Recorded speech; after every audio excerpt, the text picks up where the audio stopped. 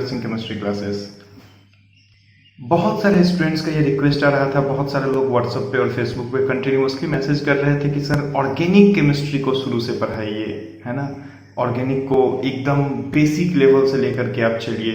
तो चलिए आपके लिए फिर हम शुरू करते हैं ऑर्गेनिक केमिस्ट्री। ऑर्गेनिक केमिस्ट्री को एकदम बेसिक लेवल से हम लोग पढ़ेंगे। अब जो ऑर्गेनिक के आपके वीडियोस आएंगे वो वीडियोस एकदम सीरीज वाइज वीडियोस आएंगे। ऑर्गेनिक सीरीज को फॉलो कीजिए, है ना। चैनल को सब्सक्राइब कर लीजिए और ऑर्गेनिक सीरीज को फॉलो करते रहिए। ऑर्गेनिक के सारे वीडियोस आ जाएंगे यहाँ पे कंप्लीट, आपके एडवांस लेवल तक के सारे ऑर्गेनिक के टॉपिक्स को कंप्लीट हम लोग करेंगे एक सीक्वेंस वाइज, ठीक है। तो आज पहला क्लास ये ऑर्गेनिक का हम लोग लेने जा रहे हैं, जिसमें इंट्रोडक्शन ऑफ ऑर्गेनिक केमिस्ट्री को लेकर के हम बात करेंगे, ठीक है। तो चलिए शुरू करते हैं इंट्रोडक्शन ऑफ ऑर्गेनिक केमिस्ट्री, ठीक है।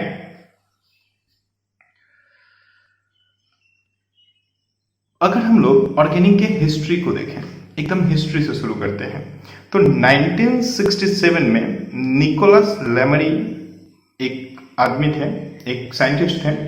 निकोलस लैमरी ने केमिकल सबस्टेंस को 3 पार्ट में डिवाइड किया। केमिकल सबस्टेंस को 3 पार्ट में डिवाइड किया। उनकी ये जो क्लासिफिकेशन थी वो बेस्ड ऑन द सोर्स थी, सोर्स के बेसिस पे, ठीक है। सोर्स के बेसिस पे कि केमिकल सबस्टेंस कहां से बनते हैं। देखिए हम तब की बात कर रहे हैं जब कोई ऑर्गेनिक कंपाउंड नहीं था, कोई इनऑर्गेनिक कंपाउंड नहीं था, सिर्फ क्या था, सिर्फ और सिर्फ केमिकल सबस्टेंस की बात होती थी। लोगों को ऑर्गेनिक इनऑर्गेनिक के बारे में कुछ भी नहीं पता था, है ना, 1675 में, ठीक है। तो निकोलस लैमरी ने क्या किया, सोर्स के अकॉर्डिंग केमिकल सबस्टेंस को 3 पार्ट में डिवाइड किया। पहला जो पार्ट था वो था मिनरल सबस्टेंस, ठीक है। मिनरल सबस्टेंस उन्होंने बताया वो सारे केमिकल सबस्टेंस जो मिनरल से ऑब्टेंड होते थे उसको उन्होंने मिनरल केमिकल सबस्टेंस कहा, जिसकी मेनली सोर्स अर्थ क्रस्ट होती है, ठीक है। तो पहला केमिकल सबस्टेंस उन्होंने क्या बताया, mineral substance which are obtained from the minerals like gold, silver, iron etcetera. दूसरा केमिकल सबस्टेंस उन्होंने जो बताया वो था वेजिटेबल केमिकल सबस्टेंस, मतलब all those chemical substance which obtained from the plants or vegetables are called vegetable chemical substance, ठीक है। तो which are obtained from the vegetables like sugar, citric acids, etc. Okay, and the third one is animal chemical substance which are obtained from the animals like albumin, gelatin, etc. Okay, तो Nicholas लैमरी ने सबसे पहला जो classification किया chemical substance का, वो chemical substance का classification on the basis of source हुआ। On the basis of source 3 तरह का, मिनरल, वेजिटेबल और प्लांट और एनिमल, ठीक है। इसके बाद इसमें एक प्रॉब्लम आया। प्रॉब्लम ये आया कि जब नए केमिकल सबस्टेंस और डिस्कवर्ड हुए और बहुत सारे जब केमिकल सबस्टेंस आए तो ऐसे बहुत केमिकल सबस्टेंस का लिस्ट बन गया जिन केमिकल सबस्टेंस का सोर्स वेजिटेबल और एनिमल दोनों ही था। वेजिटेबल और एनिमल दोनों ही उसके सोर्स थे। बहुत सारे ऐसे केमिकल सबस्टेंस जो प्लांट से भी मिलता था, जो एनिमल से भी मिलता था। फिर निकोलस लैमरी के क्लासिफिकेशन से ये चीज क्लियर नहीं हो पाया कि उसको हम रखें कहाँ, प्लांट में रखें मतलब वेजिटेबल सबस्टेंस के कैटेगरी में रखें या एनिमल सबस्टेंस के कैटेगरी में रखें। तो ये क्लासिफिकेशन फेल्ड हो गया, ठीक है। और इस क्लासिफिकेशन को थोड़ा अपडेट किया गया और अपडेट करके क्या बोला गया कि केमिकल सबस्टेंस को अगेन 2 कैटेगरीज में डिवाइड किया गया। 2 कैटेगरीज में डिवाइड किया गया। पहला जो कैटेगरी बनाया गया वो था ऑर्गेनिक कंपाउंड्स और दूसरा जो कैटेगरी बनाया गया वो था इनऑर्गेनिक कंपाउंड्स, ठीक है। क्या हो गया था भाई, निकोलस लैमरी के क्लासिफिकेशन के बाद क्या हो गया था, ध्यान से सुनते रहिएगा। After some time when many of the chemical substance were discovered it was found that some of them can be obtained from both, yes, vegetable and animal can be obtained from both vegetable and animal. अब लेमरस Nicholas का जो classification था उसके according वो ये clear नहीं कर पाए कि इसको कहाँ रखा जाएगा, वेजिटेबल में या एनिमल में। तो ये क्लासिफिकेशन, निकोलस लेमरे की क्लासिफिकेशन क्या हो गई, फेल्ड हो गई। और फिर एक नए क्लासिफिकेशन को लाया गया, जो क्लासिफिकेशन क्या बताया कि केमिकल सब्सटेंस जो होते हैं वो उनको दो टाइप में डिवाइड किया गया। पहला टाइप क्या रखा गया, ऑर्गेनिक, और दूसरा टाइप क्या रखा गया, इनऑर्गेनिक, राइट। तो ऑर्गेनिक एंड इनऑर्गेनिक दो कैटेगरीज को बनाया गया। ऑर्गेनिक के कैटेगरीज में रखा गया कि वो सारे केमिकल सब्सटेंस को ऑर्गेनिक केमिकल सब्सटेंस बोला गया जिनका सोर्स, जी हाँ फिर से सोर्स के अकॉर्डिंग ही क्लासिफाई हुआ। दूसरा भी, जिनकी सोर्स लिविंग ऑर्गेनिजम्स थी, उन केमिकल सब्सटेंस को ऑर्गेनिक केमिकल सब्सटेंस बोला गया जिनकी सोर्स क्या थी, लिविंग थी, लिविंग ऑर्गेनिज्म जिनकी सोर्स है, ठीक है। तो लिविंग ऑर्गेनिज्म जिन केमिकल सब्सटेंस की सोर्स है उन केमिकल सब्सटेंस को ऑर्गेनिक केमिकल सब्सटेंस बोला गया। और जिनका सोर्स क्या था, जिनका सोर्स नॉन लिविंग था, जिन जो अर्थ क्रस्ट से मिलते थे उनको इनऑर्गेनिक केमिकल सब्सटेंस बोला गया। वो इनऑर्गेनिक केमिकल सब्सटेंस हो गया, मतलब कि लिविंग्स को छोड़ करके बाकी जो भी केमिकल सब्सटेंस जहां से भी मिलेगा उन सारे केमिकल सब्सटेंस को हम लोग क्या बोल देंगे, inorganic chemical substance. Mainly source क्या था, अर्थ क्रस्ट इसका मेनली सोर्स था। ये जो अदर सोर्स बताया गया वो क्या था, अर्थ क्रस्ट, ठीक है। चलिए, तो ये एक क्लासिफिकेशन आया जिसमें पहली बार ऑर्गेनिक वर्ड को यूज किया गया। पहली बार ये बताया गया कि ऑर्गेनिक कुछ होता है। क्या होता है ऑर्गेनिक, वो सारे केमिकल सब्सटेंस जो केमिकल सब्सटेंस को हम लोग लिविंग ऑर्गेनिज्म से बना सके उसको क्या बोला गया था, जी हाँ क्या बोला गया था, ऑर्गेनिक केमिकल सब्सटेंस, ठीक है। लेकिन एक प्रॉब्लम क्या आया कि बहुत सालों तक तो ये क्लासिफिकेशन चलते रहा, है ना, लेकिन अराउंड 1850s तक ये क्लासिफिकेशन चलते रहा। 1850s में बर्जीलियस नाम के एक साइंटिस्ट ने क्या देखा कि जितने भी केमिकल सब्सटेंस है, जितने भी ऑर्गेनिक केमिकल सब्सटेंस है, वो सारे केमिकल सब्सटेंस 1850 तक लैब में नहीं बनाया जा सका था। कोई भी केमिकल सब्सटेंस 1850 तक लैब में नहीं बना था। तो उस टाइम में बर्जीलियस नाम के एक साइंटिस्ट ने एक सजेशन दिया जिसको हम लोग वाइटल फोर्स थ्योरी कहते हैं। उन्होंने एक सजेशन दिया और बताया कि ऑर्गेनिक सब्सटेंस को हम लोग लैब में क्यों नहीं बना सकते हैं और ऑर्गेनिक सब्सटेंस लिविंग्स में ही क्यों बनता है। देखिए क्वेश्चन आता है, why living is the main source of, या why उस टाइम तक में why living is only the source of organic chemical substance। एक क्वेश्चन राइज होता है कि why living is only the source of organic chemical substance, ठीक है, ये क्वेश्चन राइज होता है। तो बर्जीलियस इसका आंसर देने के लिए एक 1850 में एक थ्योरी को डेवलप करते हैं, वाइटल फोर्स थ्योरी, और वो बोलते हैं कि लिविंग ऑर्गेनिजम्स के अंदर में एक तरह का मिस्टीरियस फोर्स होता है। क्या होता है भाई, एक तरह का मिस्टीरियस फोर्स होता है। कहां पे होता है, लिविंग ऑर्गेनिजम्स में होता है। क्या होता है भाई, लिविंग ऑर्गेनिजम्स में एक तरह का मिस्टीरियस फोर्स होता है, and that force is responsible to produce any type of organic chemical substance in the livings, ठीक है। अब देखो एक प्रॉब्लम है भाई, क्या बोला ये बंदा, क्या बोल दिए ये बोल दिए कि लिविंग्स के अंदर में एक तरह का मिस्टीरियस फोर्स है, एक जादुई शक्ति, और वही मिस्टीरियस फोर्स रिस्पॉन्सिबल होती है किसी भी तरह के ऑर्गेनिक केमिकल सब्सटेंस को बनाने के लिए। और उस मिस्टीरियस फोर्स को ये क्या बोले कि वो मिस्टीरियस फोर्स वाइटल फोर्स होता है, और इसीलिए इस थ्योरी का नाम क्या दिया गया, वाइटल फोर्स थ्योरी, ठीक है। तो क्या है भाई वाइटल फोर्स थ्योरी, तो देखते हैं।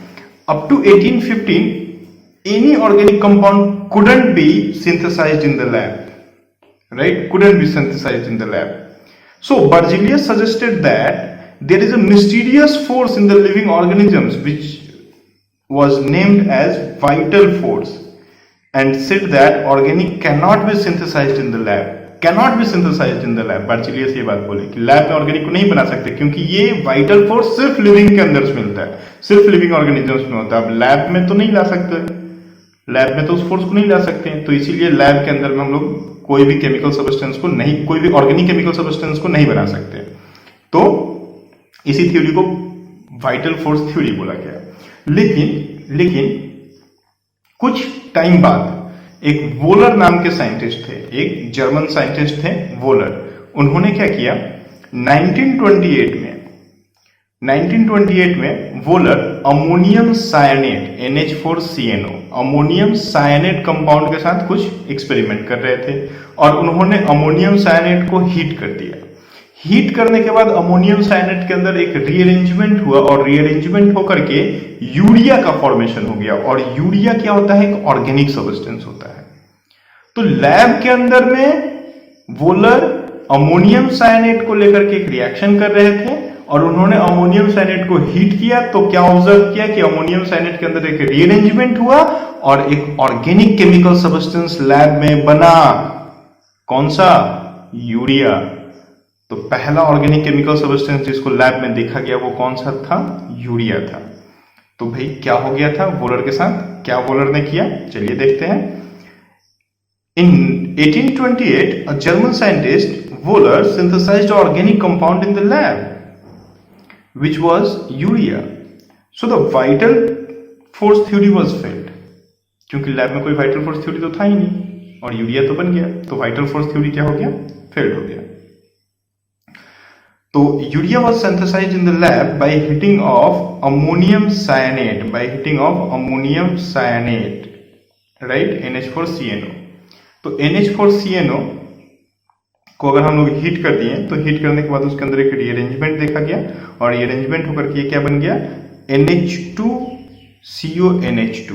देखो आप यहाँ पे देखो, हम लोग के पास 2 नाइट्रोजन है ना, इधर भी देखो 2 नाइट्रोजन है, यहाँ देखो 4 हाइड्रोजन है, यहाँ भी देखो 4 हाइड्रोजन है, एक कार्बन है, यहाँ भी एक कार्बन है, एक ऑक्सीजन है, एक ऑक्सीजन है। देखो तो वही कंपाउंड, एकदम जनरल फॉर्मूला एकदम वही है ना, ये एम्पिरिकल फॉर्मूला एकदम वही है। तो कंपाउंड का फॉर्मूला दोनों साइड में सेम है। कंपाउंड क्या किया, सिर्फ रीअरेंज किया और रीअरेंज होकर के अमोनियम साइनेट से रीअरेंज होकर के क्या बन गया, यूरिया बन गया। तो ये रीअरेंज हुआ और यूरिया का फॉर्मेशन किया और पहला ऑर्गेनिक कंपाउंड लैब में बन गया, जिससे वाइटल फोर्स थ्योरी क्या हो गया, वाइटल फोर्स थ्योरी को हम लोग क्या बोल दिए भाई, ये बर्जीलियस हाइपोथेसिस है।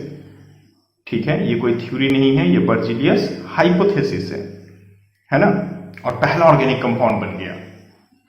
तो ऑर्गेनिक कंपाउंड क्या होता है, अगर हम लोग बात करें कि ऑर्गेनिक कंपाउंड होता क्या है, तो hydrocarbons and their derivatives are called organic compound. एक अगर हम लोग वन ऑफ द डेफिनेशन में बात करें, one of the definition of organic compound is hydrocarbon and their derivatives. Now what is hydrocarbon?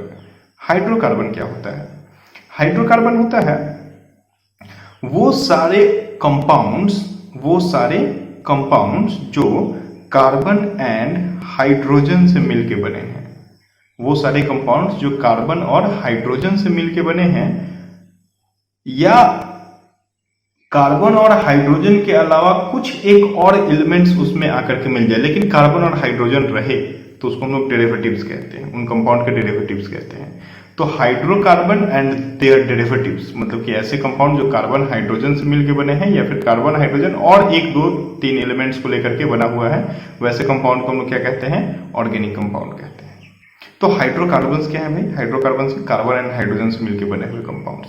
आपको आइडिया होगा, कुछ आइडिया होगा हाइड्रोकार्बन्स के बारे में कि हाइड्रोकार्बन्स होता क्या है। जैसे कि हम लोग बात करते हैं, एल्केन होता है हाइड्रोकार्बन, एल्कीन होता है, एल्काइन होता है, बेंजीन होता है एंड टोल्यूइन होता है। ये बेसिक हाइड्रोकार्बन्स, ये 5 हाइड्रोकार्बन्स होते हैं। 3 एलिफैटिक साइड से होते हैं और 2 एरोमेटिक साइड से होते हैं। ठीक है, अब एलिफैटिक एरोमेटिक क्या है, थोड़ा पेशेंस, आराम से सब कुछ पढ़ेंगे, हर चीज बताएंगे, एक एक चीज को बताएंगे। जब ऑर्गेनिक शुरू से हो रहा है तो सब कुछ होगा, पूरा जेई एडवांस के लेवल तक ऑर्गेनिक को पढ़ेंगे, हर एक चीज सिखाएंगे। ठीक है, आराम से इसको बस फॉलो करते रहिए। ठीक है। तो ऑर्गेनिक कंपाउंड्स का अगर एक बेसिक डिफिनेशन में बात करते हैं हम लोग, एक छोटा सा डिफिनेशन ऑर्गेनिक कंपाउंड का बोले तो क्या बोल सकते हैं कि hydrocarbons and their derivatives compounds are called organic compounds. ठीक है। अब चलिए आगे कुछ बात करते हैं कि आप कोई भी ऑर्गेनिक कंपाउंड को अगर देखते हैं, आप कोई भी ऑर्गेनिक कंपाउंड को अगर देखते हैं तो आप क्या देखते हैं कि वो ऑर्गेनिक कंपाउंड कार्बन से बना है। अभी जैसे हम लोग बात किए हाइड्रोकार्बन, तो कार्बन से तो बना ही है। कोई भी ऑर्गेनिक कंपाउंड हो उसमें कार्बन तो होगा ही होगा। ठीक है। तो भाई अगर कार्बन होगा, अगर कार्बन होगा तो क्यों कार्बन होगा? नहीं समझ में आया? मेरा क्वेश्चन है कि कार्बन ही क्यों रिस्पॉन्सिबल है किसी भी ऑर्गेनिक कंपाउंड के फॉर्मेशन में? बिना कार्बन के कोई ऑर्गेनिक कंपाउंड क्यों नहीं हो सकता? ऑर्गेनिक कंपाउंड बहुत होता है, मतलब केमिकल सब्सटेंस का अराउंड आधा से ज्यादा पार्ट, 60-70% पार्ट केमिकल सब्सटेंस जितने भी है ना, उसमें से 60-70% पार्ट तो सिर्फ क्या है? ऑर्गेनिक कंपाउंड्स हैं। तो मतलब दुनिया के 60-70% कंपाउंड्स ऑर्गेनिक कंपाउंड्स हैं, वो कार्बन से बने हैं। तो कार्बन इस दुनिया का 60-70% कंपाउंड्स का फॉर्मेशन करता है। सोचो कितना बड़ा बात है, बहुत बड़ा बात है ना? तो कार्बन ही क्यों? Y carbon? क्वेश्चन क्या है हम लोगों का? Y carbon. तो कार्बन के अगर कैरेक्टर्स को हम देखें तो कार्बन के पास मेनली हम 5 ऐसे कैरेक्टर्स देखते हैं। 5 कैरेक्टर्स ऐसे हम देखते हैं जो बहुत यूनिक होता है, जो कार्बन को बहुत ही स्पेशल बना देता है। तो चलिए पांचों कैरेक्टर को हम लोग एक एक करके देखते चलते हैं। कैरेक्टरिस्टिक्स ऑफ कार्बन हम लोग का टॉपिक है। पहला हम लोग देखेंगे कार्बन का tetra valency. Tetra valency, tetra मतलब 4 और वैलेंसी मतलब बोल सकते हैं हम लोग बॉन्ड फॉर्मेशन टेंडेंसी या unpaired electrons in the outer most orbit, है ना? तो 4 बॉन्ड बनाने का टेंडेंसी, कार्बन का 4 बॉन्ड बनाने का टेंडेंसी, है ना? कार्बन देखो, कार्बन का अगर हम इलेक्ट्रॉनिक कन्फिग्रेशन देखते हैं तो हम क्या देखते हैं? 1s2 2s2 2p2। ये ग्राउंड स्टेट में हो, ये ग्राउंड स्टेट का कन्फिग्रेशन है। ठीक है। अगर इसका हम लोग ऑर्बिटल पिक्चर देखें तो हम लोग को कुछ ऐसा दिखेगा। ये तुरंत अपने एक्साइटेड स्टेट में चला जाता है। ये तुरंत कहां चला जाता है? ये तुरंत अपने एक्साइटेड स्टेट में चला जाता है। और एक्साइटेड स्टेट में जाकर के जो पेयर्ड इलेक्ट्रॉन है आउटर मोस्ट ऑर्बिट का, यहाँ पे देखो 2s2 हमको पेयर्ड इलेक्ट्रॉन दिख रहा है। तो आउटर मोस्ट ऑर्बिट का जो पेयर्ड इलेक्ट्रॉन है वो एक्साइटेड स्टेट में अनपेयर्ड हो जाता है इन द वैकेंट ऑर्बिटल, है ना? तो अनपेयर्ड हो जाएगा। अब ये आउटर मोस्ट ऑर्बिट का हम सिर्फ यहाँ पे ड्रॉ करते हैं एक्साइटेड स्टेट में, इनर ऑर्बिट, या फिर चलो इनर ऑर्बिट में लिख देते हैं। तो ये देखो जो उसका पेयर्ड इलेक्ट्रॉन था वो अनपेयर्ड हो गया, यहां से इलेक्ट्रॉन निकल के यहां पे चला गया। तो पेयर्ड इलेक्ट्रॉन क्या हो गया? अनपेयर्ड हो गया। अब इसके पास 4 अनपेयर्ड इलेक्ट्रॉन्स रहते हैं, 4 अनपेयर्ड इलेक्ट्रॉन्स हैं। और 4 अनपेयर्ड इलेक्ट्रॉन्स है तो 4 कोवैलेंसी भी है। ठीक है। तो यहाँ पे क्या है भाई? 4 इलेक्ट्रॉन्स हैं जो बॉन्ड फॉर्मेशन के लिए हमेशा अवेलेबल होते हैं। मेरी बात समझ में आ रही है ना? एक्साइटेड स्टेट में। तो कार्बन अपने फैमिली का, कार्बन की फैमिली को अगर हम देखें तो कार्बन हमेशा 4 कोवैलेंसी शो करता है। सिलिकॉन भी 4 कोवैलेंसी शो करता है। जर्मेनियम क्या करता है? 4 और 2 कोवैलेंसी को शो करता है। एसएन क्या करता है? 2 और 4। और पीबी क्या करता है? 2 कोवैलेंसी को शो करता है। देखो हम लोग क्या देख रहे हैं कि डाउन द ग्रुप आते हुए कोवैलेंसी डिक्रीज करने लगा। कोवैलेंसी क्या होने लगा? डिक्रीज करने लगा। क्यों डिक्रीज करने लगा? Due to inert pair effect. Inert pair effect, है ना? इनर्ट पेयर इफेक्ट की वजह से, मतलब कि जब भी हम डाउन द ग्रुप आते हैं इनर्ट पेयर इफेक्ट इंक्रीज करने लगा तो कोवैलेंसी डिक्रीज करने लगा। क्या होता है inert pair effect? Inert pair effect होता है कि कभी भी जब हम लोग डाउन द ग्रुप आते हैं तो एटम का साइज इंक्रीज करता है, और जब साइज इंक्रीज करता है तो आउटर मोस्ट ऑर्बिट का अनपेयर्ड होने का टेंडेंसी बढ़ जाता है। देखो नाम है इनर्ट पेयर इफेक्ट। जो आउटर मोस्ट ऑर्बिट में जो पेयर्ड इलेक्ट्रॉन है ना, ये पेयर्ड इलेक्ट्रॉन्स इनर्ट होने लगते हैं। तो इस पूरे फैमिली का NH2 कन्फिग्रेशन है। NH2 कन्फिग्रेशन है कार्बन फैमिली का। NH2 वाले जाकर के नीचे की तरफ जाते हुए इनर्ट होने लगते हैं, तो सिर्फ Np2 अवेलेबल होता है। अब सिर्फ जब Np2 अवेलेबल होगा तो 2 कोवैलेंसी नीचे की तरफ हमको दिखता है। और ऊपर की तरफ हमको हमेशा 4 कोवेलेंसी दिखता है, तो कार्बन हमेशा कितना कोवेलेंसी शो करेगा? 4। क्लियर है मेरी बात? तो कार्बन अपने फैमिली में इकलौता ऐसा है जो 4 कोवेलेंसी ऑलवेज शो करेगा। सिलिकॉन भी करता है, लेकिन कार्बन बहुत अच्छे से, बहुत ही कम टेम्परेचर पे अपने एक्साइटेड स्टेट में आ जाता है। अगर आप यहाँ पे बाकी पीरियोडिक टेबल के ग्रुप्स को देखोगे तो आप क्या देखोगे? यहाँ पे जैसे लिथियम है, बेरिलियम है, बोरॉन है, कार्बन है, नाइट्रोजन है, ऑक्सीजन है, फ्लोरीन है।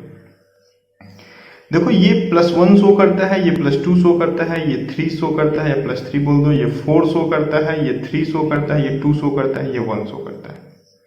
देखो कार्बन इकलौता है जो 4 शो करता है। कार्बन फैमिली हमेशा 4 शो करता है। इसके पास 4 इलेक्ट्रॉन्स आउटर मोस्ट ऑर्बिट में होते हैं जो बॉन्डिंग में पार्टिसिपेट कर सकते हैं। और कार्बन फैमिली में बाकी लोग जो होते हैं, कार्बन फैमिली में जो बाकी लोग हैं, बाकी लोगों की तो बात अभी हम लोग किए हैं। बाकी लोगों का तो बात अभी हम लोग किए कि इन बाकी 5 में भी सबसे ज्यादा कौन शो करता है? कार्बन। तो कार्बन फिर पूरे पीरियोडिक टेबल का इकलौता ऐसा एलिमेंट बन जाता है जो हमेशा क्या शो करेगा? टेट्रा कोवेलेंसी शो करेगा। इकलौता ऐसा जो टेट्रा कोवेलेंसी शो करेगा। तो ये बहुत ही यूनिक कैरेक्टर उसकी होती है। क्लियर है मेरी बात? Tetra covalency of carbon. दूसरी हम लोग बात कर दें, कार्बन की दूसरी जो प्रॉपर्टी है वो है tendency to form multiple bonds. Carbon multiple bonds बना सकता है। अब मल्टीपल बॉन्ड्स तो बहुत लोग बना सकते हैं, लेकिन कार्बन बहुत अलग बनाता है। कार्बन एक दूसरे कार्बन के साथ में सिंगल बॉन्ड से जुड़ सकता है, डबल बॉन्ड से जुड़ सकता है, ट्रिपल बॉन्ड से जुड़ सकता है और डाइन बॉन्ड से भी जुड़ सकता है। कार्बन एक दूसरे कार्बन के साथ में single bond, double bond, triple bond, diene bond, बहुत मतलब अलग अलग पैटर्न में बॉन्ड बना सकता है ना। कैटेनेशन प्रॉपर्टी बहुत ज्यादा होता है, इसी वजह से ऐसा कर पाता है। बॉन्ड एनर्जी बहुत ज्यादा होता है, रिपल्सन बहुत कम होता है ना। बहुत सारे फेवरेबल कंडीशंस होते हैं कार्बन के साथ में। तो कार्बन मल्टीपल बॉन्ड्स बना सकता है। अगर हम इसके तीसरे कैरेक्टर को देखो तो तीसरा कैरेक्टर क्या होता है? टेट्राहेड्रल शेप बनाता है। कार्बन क्या होता है भाई? कार्बन जब बॉन्ड बना करके कंपाउंड बनाता है तो टेट्राहेड्रल कंपाउंड्स बनाता है। टेट्राहेड्रल शेप में कंपाउंड्स बना सकता है। टेट्राहेड्रल कंपाउंड्स के साथ में एक चीज होता है कि यहाँ पे देखो टेट्राहेड्रल यहाँ पे दिखाया गया है शेप को। टेट्राहेड्रल शेप में 4 बॉन्ड जो बनते हैं वो 4 अलग अलग कॉर्नर पे होते हैं और जो बॉन्ड एंगल होता है वो होता है 109.5 डिग्री। तो 109.5 डिग्री या 109 डिग्री 28 मिनट का जो बॉन्ड बनता है, यहाँ पे एक चीज देखा जाता है कि 4 अलग अलग कॉर्नर पे जब है तो रिपल्सन नहीं होगा। बॉन्ड पे रिपल्सन मिनिमाइज हो जाएगा। तो रिपल्सन्स नहीं होते हैं, है ना, जिस वजह से ये कंपाउंड क्या होता है? ज्यादा स्टेबल बनना पाता है। कार्बन क्या करता है? ज्यादा स्टेबल कंपाउंड्स बना पाता है, क्योंकि कंपाउंड्स के अंदर वो रिपल्सन को मिनिमाइज कर देता है। क्यों मिनिमाइज हो जाता है? उसका शेप की वजह से, है ना। तो देखो ये एक बहुत अच्छा उसके साथ कंडीशन हो जाता है, एक बहुत अच्छा कैरेक्टर उसका हो जाता है कि कार्बन जब बॉन्ड बनाएगा तो बॉन्ड बनाएगा 4 अलग अलग कॉर्नर्स पे टेट्राहेड्रल शेप में, जहां पर रिपल्सन्स बहुत कम होगा। रिपल्सन कम होगा तो कंपाउंड स्टेबल बनेगा, है ना। चलिए बहुत अच्छा। अगला कैरेक्टर इसका अगर हम लोग देखें, नेक्स्ट कैरेक्टर इसकी होती है कैटेनेशन प्रॉपर्टीज। कैटेनेशन प्रॉपर्टीज क्या होता है? कैटेनेशन प्रॉपर्टी होता है self linking tendency of an atom. एक एटम अपने ही एटम के साथ जुड़ने की उसकी जो टेंडेंसी होती है, तो सेल्फ लिंकिंग टेंडेंसी। कार्बन की सेल्फ लिंकिंग प्रॉपर्टीज जो होती है वो बहुत ही अच्छी होती है। एक कार्बन दूसरे कार्बन के साथ में रिंग में जुड़ सकता है, ओपन चैन में जुड़ सकता है, मतलब कि एक कार्बन दूसरे कार्बन के साथ ऐसे देखो ऐसे ओपन चैन में जुड़ सकता है। एक कार्बन दूसरे कार्बन के साथ में ऐसे रिंग में जुड़ सकता है ना। बहुत सारा ब्रांच बना सकता है, बहुत सारा ब्रांच बनाया जा सकता है। एक कार्बन ऐसे बहुत सारा ब्रांच बना सकता है, ठीक है। तो कैटेनेशन प्रॉपर्टी बहुत अच्छी होती है। और कैटेनेशन प्रॉपर्टी अच्छी क्यों होती है? क्योंकि कार्बन कार्बन का बॉन्ड एनर्जी ज्यादा होता है। ध्यान में रखिएगा मेरी बात को, कार्बन कार्बन की बॉन्ड एनर्जी ज्यादा होती है, इसीलिए कार्बन कार्बन की क्या होती है भाई? कैटेनेशन प्रॉपर्टी बहुत तगड़ी वाली होती है, ठीक है। तो हम लोग क्या देखें, self linking property of carbon is known as catenation. It is responsible for the variety of large number of organic compounds. It may also gives rise to the open chain, closed chain nature compounds. Bond energy of catenation in carbon is maximum. ध्यान रखिएगा मेरी बात को, ये bond energy बहुत ज्यादा होता है। देखो यहाँ पे दिखाया गया है कि कार्बन कार्बन की जो bond energy in kilo calorie में अगर हम लोग बात करें तो 85 होता है, जबकि कार्बन के फैमिली में ही जो सिलिकॉन बिलोंग करता है उसका 54 होता है। कार्बन के ठीक बगल में नाइट्रोजन है, जहां पे लोन पेयर ऑफ इलेक्ट्रॉन आ जाता है। तो लोन पेयर आने की वजह से क्या होता है, रिपल्सन शुरू होने लगता है। तो देखो रिपल्सन होता है तो बॉन्ड एनर्जी कम हो जाएगा 39। अब कार्बन के फैमिली, नाइट्रोजन के फैमिली में ही फास्फोरस को देख लो, फास्फोरस के पास क्या होता है 55, थोड़ा साइज बड़ा हो जाता है इसलिए बॉन्ड एनर्जी थोड़ा इंक्रीज कर जाता है। तो अब देखो यहाँ पे क्या है भाई, कार्बन कार्बन का बॉन्ड एनर्जी बहुत ज्यादा होता है। अब कार्बन कार्बन का बॉन्ड एनर्जी ज्यादा है तो कार्बन के साथ ये जो बॉन्ड्स बनते हैं बहुत सारे पैटर्न में, जो बॉन्ड्स हम लोग देख रहे हैं बहुत सारे पैटर्न में जो बॉन्ड्स बन रहे हैं, ये बॉन्ड्स क्या हो जाएंगे भाई, बहुत स्टेबल बॉन्ड्स बनेंगे। तो कार्बन की कैटेनेशन प्रॉपर्टी बहुत ही यूनिक होती है। कार्बन के जैसा कैटेनेशन प्रॉपर्टी किसी का नहीं होता है, किसी भी फैमिली का नहीं होता है। ठीक है, चलिए कैटेनेशन प्रॉपर्टी की बात हो गई। अब जो बात होगा वो है hybridization of carbon. Hybridization of carbon को लेकर के, हाइब्रिडाइजेशन क्या होता है? हाइब्रिडाइजेशन होता है mixing of different atomic orbitals to form a hybrid orbital is called hybridisation. तो the atomic orbitals of different shape but almost equal energies, obvious different shape but almost equal energies blend up to give the same number of new orbits, same number of new orbit। ये जो new orbits बनते हैं ना, ये new orbits को हम लोग hybrid orbit कहते हैं। क्या कहते हैं?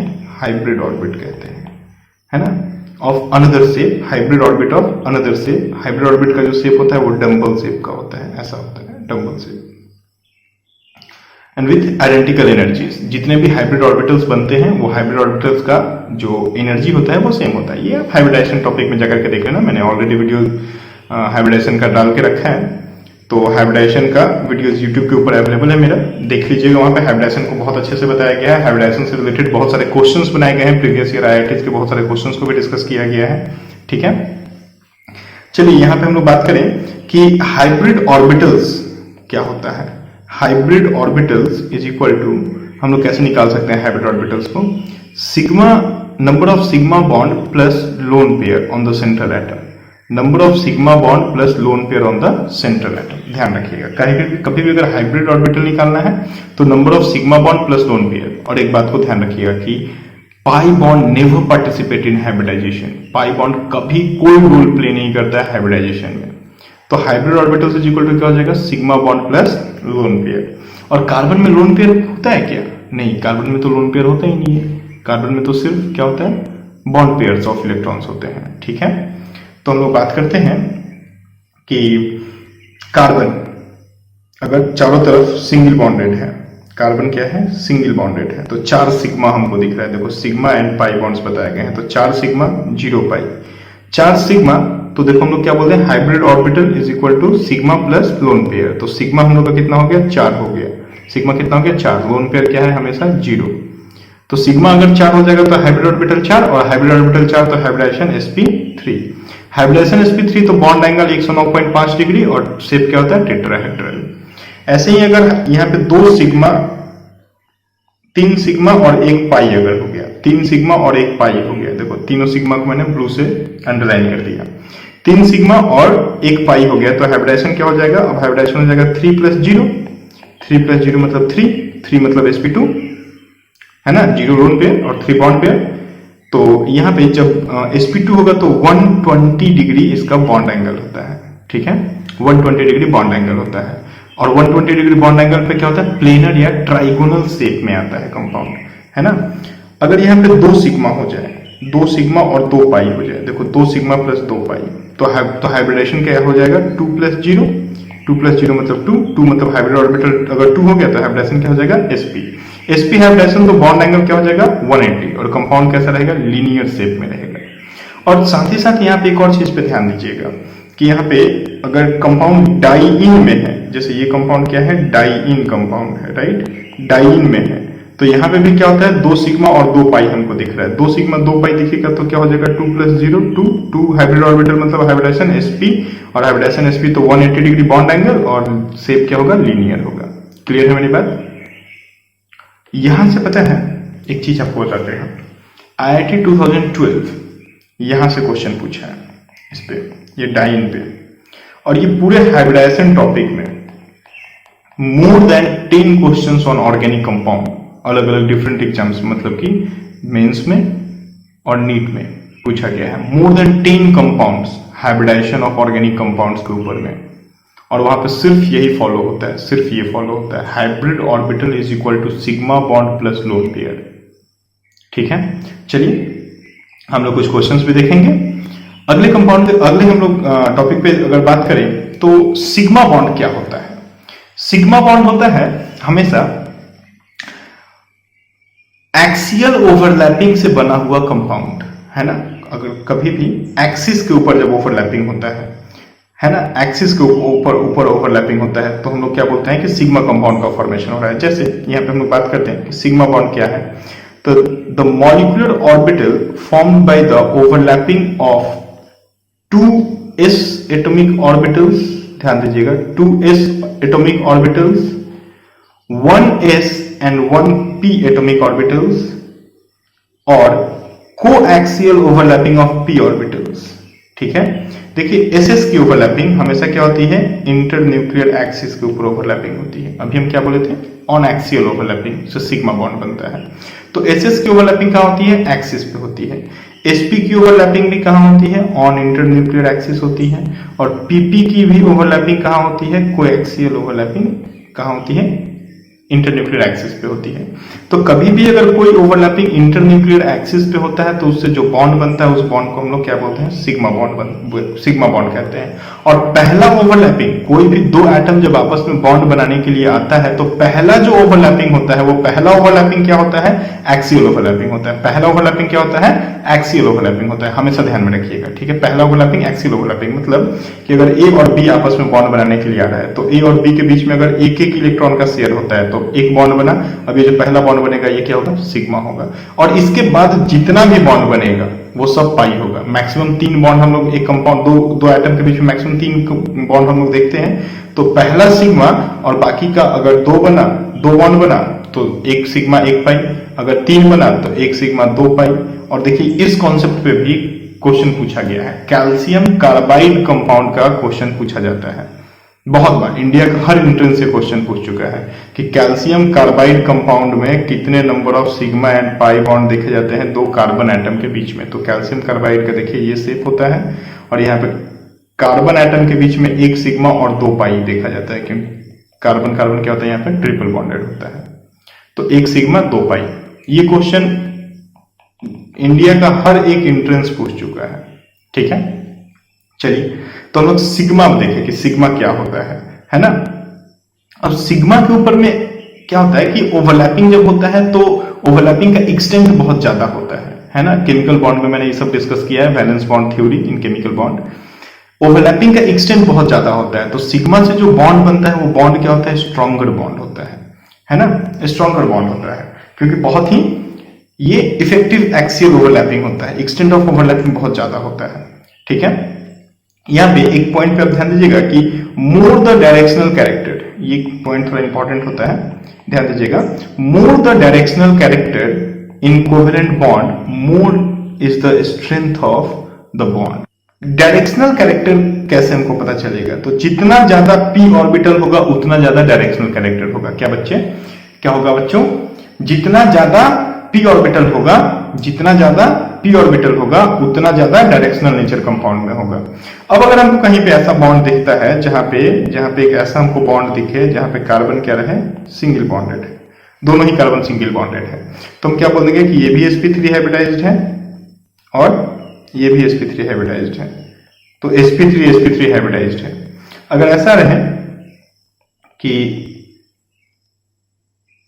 एक सिंगल बॉन्डेड है और दूसरा कहीं एक जगह पे डबल बॉन्डेड है, तो हम लोग क्या बोल देंगे कि भाई ये तो sp3 है लेकिन ये जो है ये sp2 है। तो sp3 बॉन्ड sp2 है, sp3 sp2 के साथ बॉन्डेड है। यहाँ देखिए sp2 है, मतलब इस टाइप से बॉन्डिंग है, sp2 बॉन्डिंग है। और sp और sp बॉन्डिंग कैसा होगा, ऐसा बॉन्डिंग होगा। तो हम लोग क्या देख रहे हैं कि इधर से इधर को जाते हुए डायरेक्शनल नेचर जो होगा, वो डायरेक्शनल कैरेक्टर जो होगा वो कम हो जाएगा। डायरेक्शनल कैरेक्टर क्या हो जाएगा, कम होने लगेगा, क्योंकि p कम हो रहा है, क्योंकि p कम हो रहा है तो डायरेक्शनल कैरेक्टर कम हो जाएगा। अब डायरेक्शनल कैरेक्टर कम हो जाएगा तो स्ट्रेंथ ऑफ बॉन्ड कम हो जाएगा। कीवर्ड डायरेक्शनल कैरेक्टर कम, स्ट्रेंथ कम, कीवर्ड कीवर्ड डायरेक्शनल कैरेक्टर कम, स्ट्रेंथ ऑफ बॉन्ड कम, याद रखिएगा, ठीक है।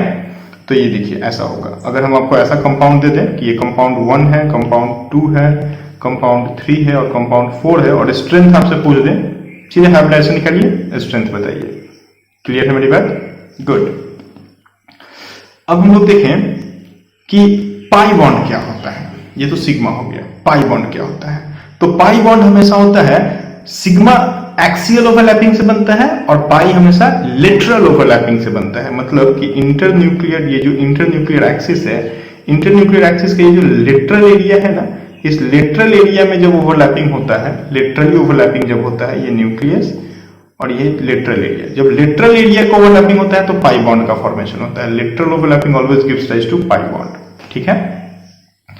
तो pi bond is formed by the lateral overlapping of 2p orbitals. It is a weaker than sigma. Weaker होता है क्योंकि एक्सटेंट ऑफ ओवरलैपिंग कम हो जाता है, राइट। एक्सटेंट ऑफ ओवरलैपिंग कम होने की वजह से ये बॉन्ड क्या होता है, थोड़ा वीक हो जाता है सिग्मा से, ठीक है। तो यहां पे देखिए एक IIT 99 का क्वेश्चन दिया गया है। क्वेश्चन में बोला गया है कि इन द कंपाउंड दिस, एक कंपाउंड हम लोग को दे दिया है ऑर्गेनिक कंपाउंड, और बोला है the C2C3 bond is a type of, किस टाइप का बॉन्ड बन रहा है C2 और C3 में, और ऑप्शंस को देखकर लग रहा है कि हाइब्रिडाइजेशन पूछा गया है, ठीक है। तो यहाँ पे दूसरा और तीसरा कार्बन, राइट। तो देखो ये है दूसरा कार्बन और ये है तीसरा कार्बन, दूसरा और तीसरा कार्बन हमको दिख रहा है। तो दूसरे तीसरे कार्बन में हमको क्या दिख रहा है कि ये है एक डबल बॉन्डेड, एक साइड से डबल बॉन्डेड, 2 सिग्मा, मतलब 3 सिग्मा और 1 पाई, तो हो जाएगा आपका sp2। और ये जो कंपाउंड है ये है 4 सिग्मा है, तो sp3, ठीक है। तो sp2 sp3 कहाँ है ऑप्शन भाई, sp2 sp3, ये है राइट, ठीक है। तो ऐसे क्वेश्चंस पूछे जाएंगे आपसे, और ऐसे मोर देन 10 क्वेश्चंस, मोर देन 10 क्वेश्चंस प्रीवियस ईयर में पूछे गए हैं, ठीक है। चलिए एक और क्वेश्चन यहाँ पे दिख रहा है IIT 2002 का। क्वेश्चन में बोला गया है कि in which of the following species the underlined carbon have sp3 hybridisation. अच्छा चलिए ठीक है, देखते हैं। पहला है CH3COOH, एसिटिक एसिड बनाया गया है। तो एसिटिक एसिड कैसा होता है, CH3C डबल बॉन्ड OOH। यहाँ देखिए हमको क्या दिख रहा है, हमको दिख रहा है 3 सिग्मा दिख रहा है और 1 पाई दिख रहा है। तो 3 सिग्मा है, इसका मतलब है कि 3 हाइब्रिड ऑर्बिटल होगा, और 3 हाइब्रिड ऑर्बिटल होगा। देखो ये अंडरलाइन कार्बन है, तो यहाँ पे 3 सिग्मा है और 3 हाइब्रिड ऑर्बिटल है, तो हाइब्रिडाइजेशन क्या हो जाएगा sp2, तो A नहीं है। दूसरे पे हम लोग बात कर दें कि CH3C, ये अंडरलाइन कार्बन है, इसके ऊपर में H2 है, 2 H2 है, तो ठीक है 2 H2 है, और यहाँ पे OH है। तो हमको क्या दिख रहा है कि भाई ये क्या बना रहा है, ये इधर इधर इधर इधर 4 सिग्मा है। तो हमको क्या दिख रहा है यहाँ पे कि 4 सिग्मा है और 4 सिग्मा है, तो हाइब्रिडाइजेशन क्या हो जाएगा sp3। तो ये है मेरा सही आंसर। यहाँ पे आप देखिए, तो यहाँ पे C ऑप्शन में देखेंगे तो C डबल बॉन्ड O है, यहाँ पे C डबल बॉन्ड O, इधर एक CH3 है और इधर एक CH3 है। तो यहाँ पे हमको 3 सिग्मा दिखेगा, 3 सिग्मा दिखेगा, 1 सिग्मा यहाँ, 1 सिग्मा यहाँ और 1 सिग्मा यहाँ, तो 3 सिग्मा दिखेगा, तो हाइब्रिडाइजेशन क्या हो जाएगा sp2। और यहाँ पे हमको क्या दिखेगा, यहाँ पे ये अंडरलाइन कार्बन है, तो इसमें देखिए 1 सिग्मा, 2 सिग्मा और एक हाइड्रोजन का सिग्मा है, 3 सिग्मा, तो हाइब्रिडाइजेशन sp2। तो ये एक ऐसा कंपाउंड है जहाँ पे हाइब्रिडाइजेशन हमको क्या दिख रहा है, sp3, तो B is the right one, ठीक है। तो ऐसे करके क्वेश्चंस पूछेंगे और आपको करना है, और थोड़ा प्रैक्टिस कीजिए, बनेगा क्यों नहीं बनेगा। हाइब्रिडाइजेशन टॉपिक को भी पढ़िए साथ में, ऑर्गेनिक में पढ़िए तो हाइब्रिडाइजेशन का क्वेश्चन आप इतना स्पीडली सॉल्व नहीं कर सकते जितना इजीली हम कर दिए। आपको क्या करना है, हाइब्रिडाइजेशन पढ़ना है, ऑर्गेनिक पढ़ना है, सब पढ़ना है। सब पढ़ने के बाद क्वेश्चंस पूछा जाएगा ना, एग्जाम तो लास्ट में होगा, लास्ट तक तो आप सब कुछ पढ़ करके एकदम, मतलब भोजपुरी में बोलते हैं पढ़ लेके भमीरा हो गई है, तो अब तो एकदम भमीरा हो ही जाओगे पढ़ लेके, ठीक है। चलो अगला टॉपिक की तरफ हम लोग ध्यान दें, तो वो है क्लासिफिकेशन ऑफ ऑर्गेनिक कंपाउंड। ये तो ऑर्गेनिक कंपाउंड हम लोग देखें कि ऑर्गेनिक, अब तक हम लोग क्या क्या देखें, एक बार थोड़ा कंक्लूड कर दें। ऑर्गेनिक कंपाउंड में अब तक हम लोग देखे हैं कि ऑर्गेनिक कंपाउंड कैसे बना, क्या होता है, ठीक है, और कैसे कैसे ऑर्गेनिक कंपाउंड के बारे में आगे लोग पढ़ते गए। कार्बन क्यों ऑर्गेनिक कंपाउंड का फॉर्मेशन करता है, कार्बन के पास क्या क्या ऐसे यूनिक कैरेक्टर्स होते हैं। कार्बन के हम लोग 5 यूनिक कैरेक्टर्स को देख लिए। पहला जो कार्बन का कैरेक्टर हम लोग देखे वो क्या था, टेट्रावैलेंसी। दूसरा हम लोग देखे मल्टीपल बॉन्ड फॉर्मेशन टेंडेंसी। तीसरा हम लोग देखे उसका शेप, टेट्राहेड्रल शेप बनाता है ना। चौथा हम लोग उसकी कैटिनेशन प्रॉपर्टी को देखे। पांचवा उसका हाइब्रिडाइजेशन देखे, और हाइब्रिडाइजेशन में हम देखे कि वो बहुत सारा टाइप का हाइब्रिडाइजेशन। ऑर्गेनिक कंपाउंड्स को हम लोग 2 पार्ट में क्लासिफाई करते हैं। पहला जो पार्ट होता है वो होता है ओपन चेन कंपाउंड और दूसरा पार्ट होता है close chain compound. Open chain compounds को हम लोग असाइक्लिक कंपाउंड्स या एलिफैटिक कंपाउंड्स भी कहते हैं, जबकि क्लोज चेन कंपाउंड्स को हम लोग साइक्लिक कंपाउंड्स कहते हैं। अब ये ओपन चेन क्या होता है या एलिफैटिक और असाइक्लिक कंपाउंड्स क्या होता है? तो ऐसे ऑर्गेनिक कंपाउंड्स जिन ऑर्गेनिक कंपाउंड्स में पहला कार्बन और आखिरी कार्बन आपस में कभी भी कनेक्टेड नहीं हो, मतलब those compounds in which first and the last carbon are not connected with each other and branched and unbranched chains are possible in these compounds. Such a compounds are called aliphatic compounds or open chain compounds. Okay? अब ये open chain compounds जो होते हैं इसको हम कैसे बोल सकते हैं कि ये जो कंपाउंड है CH3, CH2, CH2, CH3, यहाँ पे देखिए ये फर्स्ट कार्बन और लास्ट कार्बन आपस में इंटरकनेक्टेड नहीं है, ठीक है, तो कोई साइकिल का फॉर्मेशन नहीं हो रहा है, इसीलिए हम लोग बोलते हैं कि ये असाइक्लिक कंपाउंड है या एलिफैटिक कंपाउंड है, ठीक है। ये कंपाउंड्स ब्रांच्ड और अनब्रांच्ड हो सकते हैं। तो अगर हम यहाँ पे एक ब्रांच्ड कंपाउंड को ड्रॉ कर दें तो देखिए ये है एक ब्रांच्ड असाइक्लिक कंपाउंड, ठीक है, 2-मिथाइल प्रोपेन इसका नाम है। अब ये जो ये जो ओपन चेन कंपाउंड्स होते हैं, ये ओपन चेन कंपाउंड्स दो तरह के होते हैं, एक होता है सेचुरेटेड और दूसरा होता है अनसेचुरेटेड। मतलब कि एक स्ट्रेट चेन कंपाउंड या फिर हम बात करें कि एक ब्रांच्ड कंपाउंड जो कि ओपन चेन में है, वहां पे दो कार्बन्स आपस में सिंगल बॉन्डेड भी हो सकते हैं और मल्टीपल बॉन्डेड भी हो सकते हैं, मतलब डबल और ट्रिपल बॉन्ड भी हो सकता है। तो जहां पे कंपाउंड सिंगल बॉन्डेड है, मतलब सिर्फ सिग्मा बॉन्ड की प्रेजेंस है, वो कंपाउंड्स क्या कहलाते हैं? सेचुरेटेड कंपाउंड्स कहलाते हैं। और जहां पे मल्टीपल बॉन्ड्स मतलब डबल और ट्रिपल बॉन्ड रहता है उसे हम अनसेचुरेटेड कंपाउंड्स कहते हैं। तो ये दो तरह का हो सकता है। देखिए जैसे कि एक सेचुरेटेड कंपाउंड को हम ड्रॉ करें तो यहाँ पे देखिए ये एक प्रोपेन को ड्रॉ किया गया है, ये एक सेचुरेटेड कंपाउंड है, यहाँ पे क्या है? सिर्फ और सिर्फ सिग्मा बॉन्ड्स है। और सेचुरेटेड कंपाउंड्स को हम एल्केन कहते हैं, इसीलिए इस कंपाउंड के नाम में देखिए एन लगा हुआ है। 3 कार्बन के लिए प्रोप बोलते हैं और एल्केन है तो एन लगा दिए, तो प्रोपेन हो गया, ठीक है। तो saturated compounds are those compounds in which only sigma bond or single bonds are present, there is no any presence of multiple bonds. But unsaturated compounds जो होते हैं वो क्या होते हैं? वहां पे ऐसे कंपाउंड्स जिनके पास डबल या ट्रिपल बॉन्ड रहे। तो जैसे कि एल्कीन होता है और एल्काइन होता है। एल्कीन और एल्काइन जो कंपाउंड्स हैं इनके पास double bond and triple bond respectively होता है। यहाँ पे एक और हम बोल सकते हैं डाइइन बॉन्ड्स। डाइइन बॉन्ड जो होते हैं इनके पास भी क्या होता है? मल्टीपल बॉन्ड्स होते हैं। ये भी एक तरह के एल्कीन्स होते हैं। और एल्काइन और डाइइन की जनरल फार्मूला जो होती है, ये जनरल फार्मूला इन लोगों की CnH2n-2 होती है। क्या होती है? CnH2n-2 होती है। और एल्कीन्स जो होते हैं जिनके पास सिंगल डबल बॉन्ड होता है, मतलब एक डबल बॉन्ड जहां पे रहे, जिस ऑर्गेनिक कंपाउंड में या जिस हाइड्रोकार्बन में 1 डबल बॉन्डेड कंपाउंड हो, उसे हम उसका जनरल फार्मूला क्या बोलते हैं? CnH2n होता है। और जो एल्केन्स होते हैं मतलब सेचुरेटेड हाइड्रोकार्बन्स जो होते हैं, सेचुरेटेड कंपाउंड्स जो होते हैं, उनकी जनरल फार्मूला क्या होती है? CnH2n+2 होती है, ठीक है। तो ये हो गया आपका ओपन चेन कंपाउंड्स, है ना। अब बात करते हैं क्लोज चेन कंपाउंड्स की। तो क्लोज चेन कंपाउंड्स वो कंपाउंड्स होते हैं जहां पे फर्स्ट कार्बन और लास्ट कार्बन आपस में कनेक्टेड हो। जैसे कि अगर हम साइक्लोप्रोपेन को ड्रॉ करें तो देखिए ये साइक्लोप्रोपेन कंपाउंड है। यहाँ पे अगर हम इस कार्बन को फर्स्ट कार्बन बनाएंगे तो इस दोनों में से कोई एक लास्ट कार्बन होगा। तो सपोज ये लास्ट कार्बन है तो देखिए first carbon and last carbon interconnected, आपस में कनेक्टेड है, ठीक है। जैसे कि हम साइक्लोब्यूटेन का फॉर्मेशन कर दें तो साइक्लोब्यूटेन देखिए एक ऐसा कंपाउंड। जैसे हम बेंजीन का फॉर्मेशन कर दें तो बेंजीन क्या हो गया? देखिए एक ऐसा कंपाउंड जहां पे फर्स्ट कार्बन और लास्ट कार्बन आपस में क्या है? कनेक्टेड है। तो ऐसे कंपाउंड्स को हम क्लोज चेन कंपाउंड्स या साइक्लिक कंपाउंड्स कहते हैं। ये दो तरह के होते हैं, एक होता है होमोसाइक्लिक कंपाउंड और दूसरा होता है हेटेरोसाइक्लिक कंपाउंड्स। होमोसाइक्लिक कंपाउंड्स वो कंपाउंड्स होते हैं जहां पे सिर्फ कार्बन से चैन बना हो। होमो देखिए नाम में ही लगा है, होमो मतलब कि सेम एटम्स हो। एक ऐसा साइक्लिक कंपाउंड जहां पे सेम एटम्स हो, एक ही जैसे एटम्स पूरे साइकिल को बना रहे हो। हो। जैसे कि अगर हम बात कर दें यहाँ पे साइक्लोप्रोपेन जो मैंने आपको ऊपर एग्जांपल दिया था, ये एक होमोसाइक्लिक कंपाउंड है। साइक्लोब्यूटेन, साइक्लोहेक्सेन, बेंजीन, ये सब क्या है, एक तरह के होमोसाइक्लिक कंपाउंड्स हैं, ठीक है।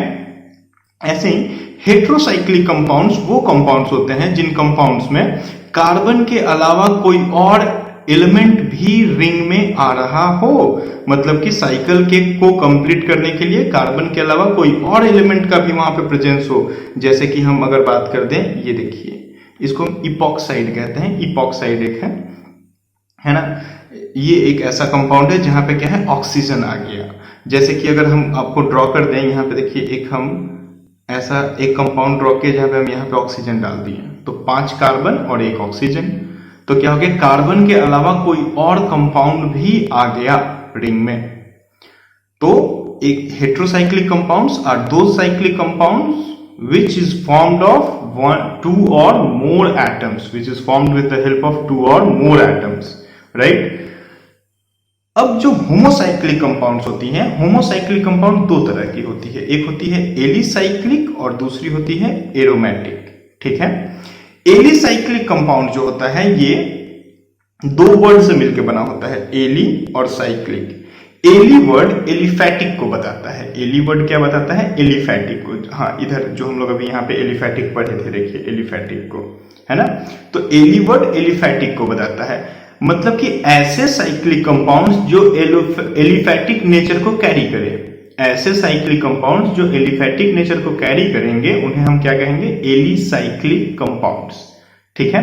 तो साइक्लिक नेचर को कैरी करेंगे इसका मतलब क्या है, मतलब एलिफैटिक नेचर को कैरी करेंगे इसका मतलब क्या है, इसका मतलब है कि वो कंपाउंड्स एरोमेटिसिटी के कैरेक्टर को नहीं शो करते हैं, है ना। अगर सीधा सीधा हम लोग बात करें तो साइक्लिक कंपाउंड्स जो एरोमेटिसिटी के कैरेक्टर को शो करते हैं वो एरोमेटिक कंपाउंड्स कहलाते हैं, और जो एरोमेटिसिटी के कैरेक्टर को शो नहीं करते हैं वो एलिसाइक्लिक कंपाउंड्स कहलाते हैं। अब बात है कि एरोमेटिसिटी की कैरेक्टर क्या होती है, तो अभी हम थोड़ी देर में उसके ऊपर भी आएंगे, पहले हम एलिसाइक्लिक को कंप्लीट कर लें। तो एलिसाइक्लिक कंपाउंड्स के लिए हम क्या बोले कि वो साइक्लिक कंपाउंड्स जिनके पास एलिफैटिक नेचर हो। अब एलिफैटिक नेचर में तो सैचुरेटेड भी था और अनसैचुरेटेड भी था, तो यहाँ पे भी सैचुरेटेड और अनसैचुरेटेड साइक्लिक कंपाउंड्स के बारे में हम बात कर सकते हैं। जैसे कि हम बात करें, यहाँ पे देखिए साइक्लोहेक्सेन एक साइक्लिक कंपाउंड है, और साइक्लिक कंपाउंड है जिसके पास क्या है भाई, सैचुरेटेड है, इसलिए इसके नाम में एन लगा है। ये एल्केन का एक पार्ट है, साइक्लिक एल्केन हम लोग इसको बोलते हैं, साइक्लोहेक्सेन है ये, ठीक है। 6 कार्बन का है तो हेक्सेन है। देखिए यहाँ पे अनसैचुरेशन भी है, ब्यूटीन है, जैसे डबल बॉन्ड आ गया तो अनसैचुरेशन आ गया, मल्टीपल बॉन्ड्स आ गए यहाँ पे, ठीक है। तो प्रेजेंस ऑफ पाई बॉन्ड हो गया। तो ये alicyclic compounds are those cyclic compounds which have aliphatic nature with it, means saturated and unsaturated दोनों ही टाइप के साइक्लिक कंपाउंड्स वहां पे हो सकते हैं। देन हम लोग बात करते हैं एरोमेटिक कैरेक्टर्स। तो एरोमेटिक कंपाउंड्स क्या होते हैं, एरोमेटिक कंपाउंड्स जो एरोमेटिसिटी के कंडीशन को शो करें। 4 एरोमेटिसिटी की कंडीशंस होती हैं, चारों कंडीशंस को जो कंपाउंड शो करेगा वो कंपाउंड एरोमेटिक कंपाउंड कहलाता है। जैसे कि बेंजीन एक एरोमेटिक कंपाउंड है, जैसे एनुलीन एक एरोमेटिक कंपाउंड है, ठीक है।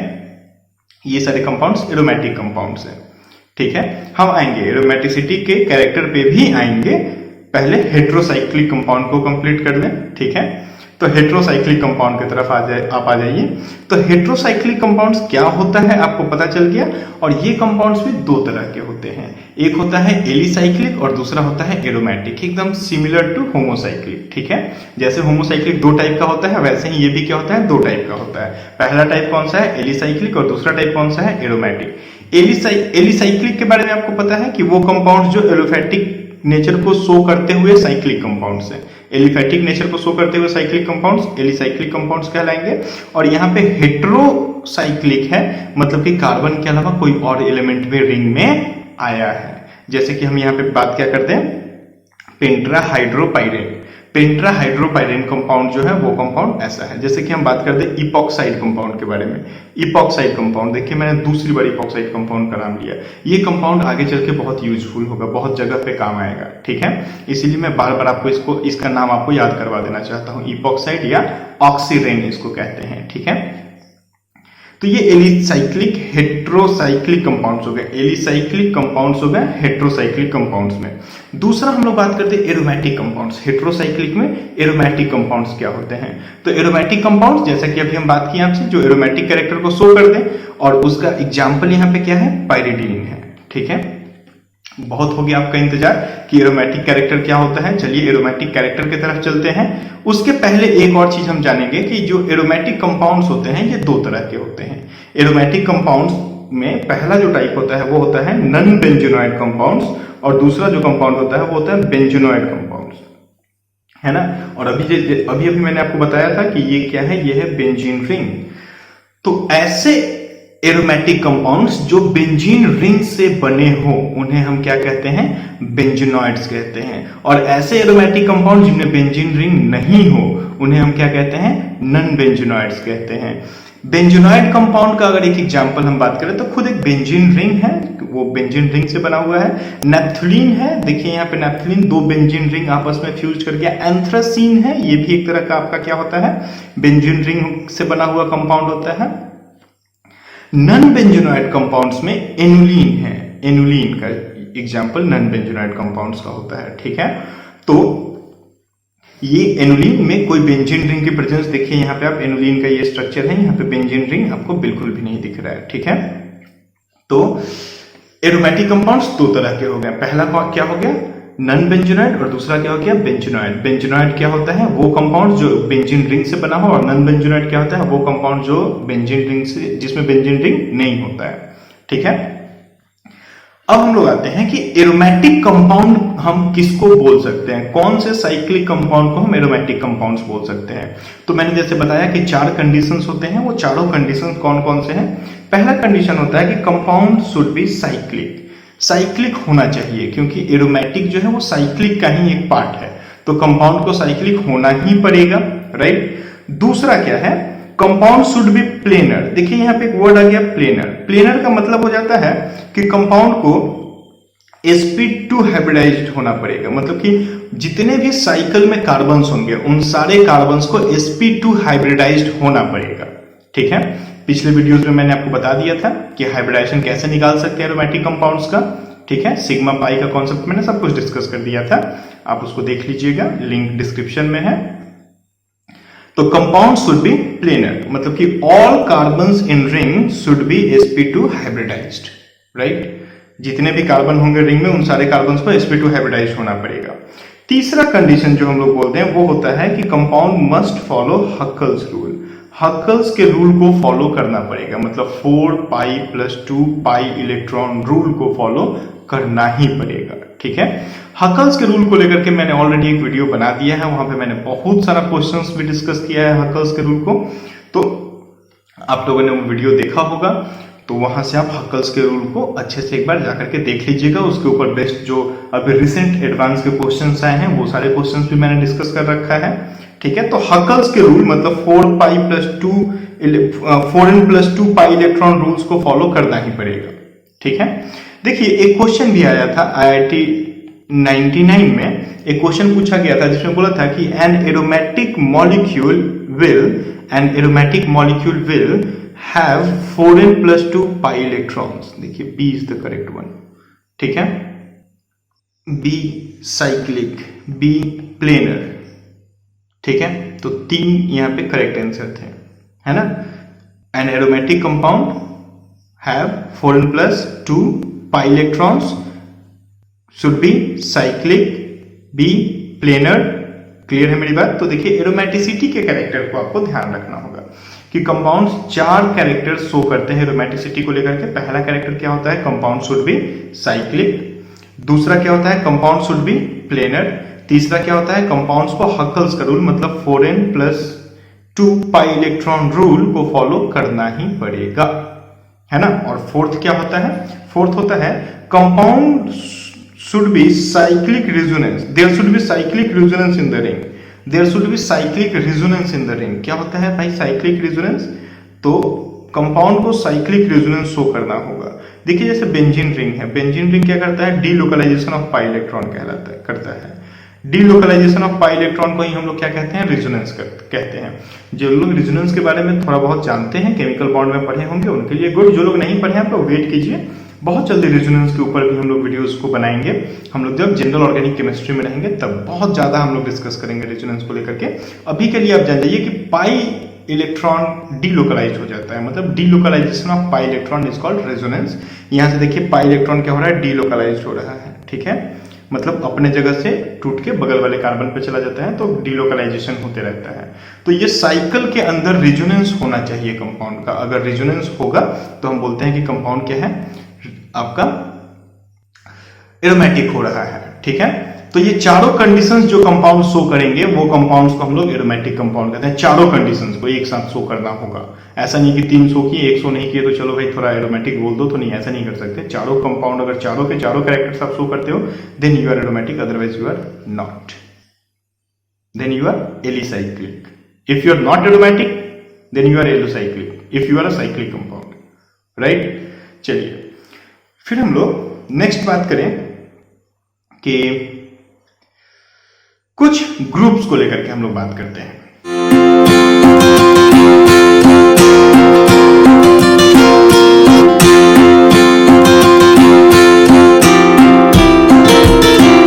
तो अगला टॉपिक हम लोग देखते हैं। अगला टॉपिक है हम लोगों का different group in organic chemistry, ठीक है। ये ग्रुप्स क्या होते हैं, तो चलिए देखते हैं क्या होता है। ऐसे बोलने में थोड़ा अजीब सा लगेगा, शुरू करते हैं, है ना, आते हैं टॉपिक पे। तो when a hydrogen is removed from saturated hydrocarbon then alkyl group is formed. देखो एक ग्रुप का नाम यहाँ पे है अल्काइल ग्रुप, ठीक है। क्या होता है अल्काइल ग्रुप, तो जब हम एक हाइड्रोजन को रिमूव कर देते हैं एक सैचुरेटेड हाइड्रोकार्बन से, अब ये सैचुरेटेड हाइड्रोकार्बन को हम लोग क्या कहते हैं, एल्केन होता है। सैचुरेटेड हाइड्रोकार्बन क्या होता है, एल्केन होता है। तो जब हम एल्केन से एक हाइड्रोजन को रिमूव कर देंगे तो क्या बनेगा, एल्काइल बनेगा, है ना। और एल्काइल को हम लोग रिप्रेजेंट करते हैं आर से, आर लिखते हैं कैपिटल आर, तो एल्काइल को रिप्रेजेंट करते हैं। And it's general formula is CnH2n+1, ठीक है। चलिए उस पर भी बात करते हैं। And a bond is vacant in alkyl group, a bond is vacant in alkyl group on which any functional group may comes, good। चलिए आगे और देखते हैं। बोला गया कि एक एल्केन से अगर हम लोग एक हाइड्रोजन को माइनस कर देंगे तो एक अल्काइल का फॉर्मेशन हो जाएगा। एक एल्केन लेते हैं CH4, नाम क्या है, मीथेन। क्या नाम है भाई, मीथेन। इससे एक हाइड्रोजन को माइनस कर दो, तो हाइड्रोजन को माइनस कर दोगे तो क्या बन जाएगा, अब CH4 था तो CH3 हो जाएगा। अब CH4 कैसा था, तो एक कार्बन पे 4 हाइड्रोजन ऐसे अटैच था, उसमें से एक हाइड्रोजन माइनस हो गया, मतलब कोई भी एक, तो मान लो कि ये हाइड्रोजन माइनस हो गया, ठीक है। अब ये हाइड्रोजन माइनस हो गया तो ये क्या बन गया, देखो तो ये बन गया CH3 और यहाँ पे एक बॉन्ड फ्री हो गया और इस बॉन्ड का इलेक्ट्रॉन इस बॉन्ड से हाइड्रोजन चला गया। तो क्या बात बोला गया भाई, क्या क्या बोला गया था कि when a hydrogen is removed from a saturated hydrocarbon means alkane it forms alkyl। तो देखो एल्केन और एल्काइल में क्या हो रहा है, दोनों में अल्क कॉमन है, एन के जगह पे आई लाके लग गया, राइट, एन के जगह पे आई लाके लग गया। तो इसका नाम था मीथेन। क्या नाम था भाई, मीथेन। मीथेन में हम लोग क्या जानते हैं, मिथ मतलब एक कार्बन, है ना, मिथ मतलब एक कार्बन, इथ मतलब 2 कार्बन, प्रोप मतलब 3 कार्बन, ब्यूट मतलब 4 कार्बन, और एन आके लग गया मतलब कि सैचुरेटेड हाइड्रोकार्बन है, तो मीथेन हम लोग बोल देते हैं कि एल्केन का फॉर्मेशन हो गया, तो मीथेन, ठीक है, एक सैचुरेटेड हाइड्रोकार्बन। हाइड्रोजन माइनस हो गया तो क्या बन गया, क्या बन गया भाई, एल्काइल बन गया। अब अल्क क्या है, अल्क मतलब नंबर ऑफ कार्बन, तो अल्क यहाँ पे कितना कार्बन है भाई, यहाँ पे एक ही कार्बन है, तो मिथ, और एन के जगह पे क्या आ गया, आइल आ गया। तो देखिए हमेशा इस चीज का आप याद रखिएगा, क्या भाई, कि एल्केन से हाइड्रोजन को माइनस कर देंगे तो बन जाएगा एल्काइल, एन के जगह पे क्या आ जाएगा, आइल आ जाएगा, एल्काइल का फॉर्मेशन हो गया। मेरी बात समझ में आ रही है क्या? एन की जगह पे आइल बन गया तो एल्काइल बन गया। वैसे ही मीथेन की जगह पे आइल आ गया, एन की जगह पे आइल आ गया तो क्या बन गया? मिथाइल बन गया। इथेन अगर हो सपोज CH3 और एक हाइड्रोजन माइनस हो जाए, नाम क्या है? इथेन, और हाइड्रोजन एक चला गया तो क्या हो जाएगा? CH3 CH2 और देखो यहाँ पे एक बॉन्ड फ्री हो गया तो हम लोग क्या बोल देंगे कि भाई ये क्या बन गया? इथ आइल बन गया। देखो इथ दोनों में कॉमन रहा और एन के जगह पे आइल आके लग गया तो इथाइल। ऐसे ही प्रोपाइल, अगर प्रोपेन से माइनस कर दे, ब्यूटेन से माइनस कर दे ब्यूटाइल, पेंटेन से एक हाइड्रोजन माइनस कर दे पेंटाइल, है ना, डेकेन से माइनस कर दे डेकाइल। क्लियर है मेरी बात? तो एल्केन से अगर एक हाइड्रोजन को हम माइनस करते हैं तो एल्काइल बनता है और उस एल्काइल के पास फिर क्या बोला गया कि एल्काइल जो होता है उसको R से रिप्रेजेंट करते हैं और इसका जनरल फार्मूला CnH2n+1 है। CnH2n+1 है। मीथेन का जनरल फार्मूला क्या होता है? मीथेन का जनरल फार्मूला होता है CnH2n+2, उसमें से एक हाइड्रोजन चला गया। अब H2n+2 से एक हाइड्रोजन चला गया तो क्या बन जाएगा? CnH2n+1, एक हाइड्रोजन चला गया, +2 था, +1 हो गया। क्लियर है मेरी बात? तो एल्केन से हाइड्रोजन को माइनस कर देंगे तो एल्काइल का फॉर्मेशन हो जाता है, जैसे मीथेन मिथाइल बन जाता है, इथेन इथाइल बन जाता है। और फिर क्या बोला गया था कि a bond is vacant on alkyl group. बिल्कुल भाई, हाइड्रोजन जाने के बाद देखो, हाइड्रोजन के जाने के बाद ये हाइड्रोजन वाला बॉन्ड तो फ्री हो गया ना, तो ये वैकेंट बॉन्ड हम लोगों को दिखता है। क्या दिखता है भाई? एक वैकेंट बॉन्ड दिखता है। और कोई भी एक फंक्शनल ग्रुप क्या होता है? जैसे कि हैलोजन हो गया तो हेलाइड बनता है, OH हो गया हाइड्रोक्सी एक फंक्शनल ग्रुप है, अल्कोहल बनाता है, कार्बोनाइल एक फंक्शनल ग्रुप है, एल्डिहाइड और कीटोन बनाता है, COOH एसिड एक फंक्शनल ग्रुप है, कार्बोक्सिलिक एसिड्स बनाता है। ठीक है, तो अब वो जितने भी ऑर्गेनिक के डेरिवेटिव्स होते हैं ना, हम लोग बात किए थे ना ऑर्गेनिक कंपाउंड क्या होता है? Hydrocarbons and it's derivatives. मतलब कि इस फ्री बॉन्ड के ऊपर में बहुत सारे ग्रुप्स आकर के अटैच हो सकते हैं। ये जो R बना एल्काइल और ये जो फ्री बॉन्ड है, इस फ्री बॉन्ड के ऊपर में क्या हो सकता है? बहुत सारा ग्रुप आकर के अटैच हो सकता है। मान लेते हैं जेड ग्रुप आके अटैच हो गया। अब ये जेड ग्रुप बहुत कुछ हो सकता है। X हो सकता है तो अल्काइल हेलाइड बन जाएगा, OH हो जाएगा तो अल्कोहल बन जाएगा, है ना, COR हो जाएगा तो कीटोन बन जाएगा, CHO हो जाएगा तो एल्डिहाइड बन जाएगा, COOH हो जाएगा तो एसिड बन जाएगा। वो सब कहां आएगा? इस फ्री बॉन्ड पे आएगा। तो इस फ्री बॉन्ड के ऊपर में डिफरेंट फंक्शनल ग्रुप्स आकर के डिफरेंट ऑर्गेनिक कंपाउंड्स का फॉर्मेशन करते हैं। समझ में आया ग्रुप क्या है? ये एक ग्रुप हो गया, एल्काइल ग्रुप हो गया। ठीक है, एल्केन से हाइड्रोजन को माइनस कर दिए तो एल्काइल ग्रुप हो गया, जिसको R से रिप्रेजेंट करते हैं। ठीक है, अब ये एल्काइल में भी बहुत सारा कुछ हो सकता है। मान लो कि मेरे पास 3 कार्बन का एक एल्केन है। मेरे पास क्या है? 3 कार्बन का एक एल्केन है, सपोज CH3 CH2 CH3। अब यहां से एक हाइड्रोजन को माइनस कर देंगे तो ये प्रोपेन है, हाइड्रोजन को माइनस कर देंगे तो प्रोपाइल बन जाएगा। लेकिन जब हम हाइड्रोजन को माइनस करने जाएंगे तो यहाँ पे अब एक क्वेश्चन आएगा। क्वेश्चन क्या आएगा कि ये CH3 और ये CH3 सिमेट्रिकल है, दोनों में से हम कहीं से भी एक हाइड्रोजन को माइनस कर दें, बात बराबर है। लेकिन ये CH2 देखो, ये CH2 से अगर माइनस कर देंगे तो फिर बात अलग हो जाएगा। हम यहां से एक हाइड्रोजन को माइनस कर दे, यहां से एक हाइड्रोजन को माइनस कर दे, बात एक ही जैसा होगा। लेकिन अगर CH2 से माइनस कर देंगे तो फिर बात अलग हो जाएगा। तो अब एक ही कार्बन में देखो 2 हाइड्रोजन, 2 अगर अलग अलग कार्बन से, एक ही कंपाउंड में अगर 2 अलग अलग कार्बन से हम हाइड्रोजन को माइनस करते हैं तो 2 अलग अलग पोजीशन पे फ्री बॉन्ड आएगा, है ना। 2 अलग अलग पोजीशन पे फ्री बॉन्ड आएगा। एक जगह पे देखो क्या आ जाएगा? CH3 CH2 CH2 free bond, और एक जगह पे आ जाएगा CH3 CH, यहां पे फ्री बॉन्ड और फिर इधर CH3। तो 2 अलग अलग कार्बन पे देखो फ्री बॉन्ड आ रहा है। तो 2 अलग अलग फंक्शनल ग्रुप्स को पोजीशन मिलेगा, फंक्शनल ग्रुप्स को अलग अलग जगह पे पोजीशन मिलेगा, है ना। तो बेस्ड ऑन दिस कि भाई हाइड्रोजन कहां से जाएगा, कैसा फंक्शनल ग्रुप बनेगा, एल्काइल्स को हम लोग 5 अलग अलग टाइप के ग्रुप में क्लासिफाई कर सकते हैं। एल्काइल्स को हम लोग क्या कर सकते हैं? 5 अलग अलग ग्रुप्स में क्लासिफाई कर सकते हैं। ठीक है, तो हम लोग क्या देखें? हम लोग देखें एल्केन से एक हाइड्रोजन को माइनस करते हैं तो एल्काइल होता है, और एल्काइल से हम लोग फिर 5 अलग अलग टाइप के फंक्शनल ग्रुप, 5 अलग अलग टाइप के ग्रुप को बना सकते हैं, जिसमें पहला ग्रुप होता है नॉर्मल ग्रुप। पहला ग्रुप क्या होता है? नॉर्मल ग्रुप, है ना। नॉर्मल ग्रुप क्या होता है? उसके पहले फिर जानते हैं कि नॉर्मल ग्रुप को स्मॉल n से रिप्रेजेंट करते हैं। नॉर्मल ग्रुप को क्या करते हैं? स्मॉल n से रिप्रेजेंट करते हैं। क्या होता है normal group? Straight chain of carbon atom is known as normal group. एक कार्बन एटम का एकदम स्ट्रेट चेन जहां पे कोई ब्रांच ना हो, मतलब कि ऐसा एक स्ट्रेट चेन है कार्बन का, ऐसा एक स्ट्रेट चेन है, तो इसको हम क्या बोल देंगे कि स्ट्रेट चेन है, कोई ब्रांच नहीं है, तो ये क्या हो गया भाई?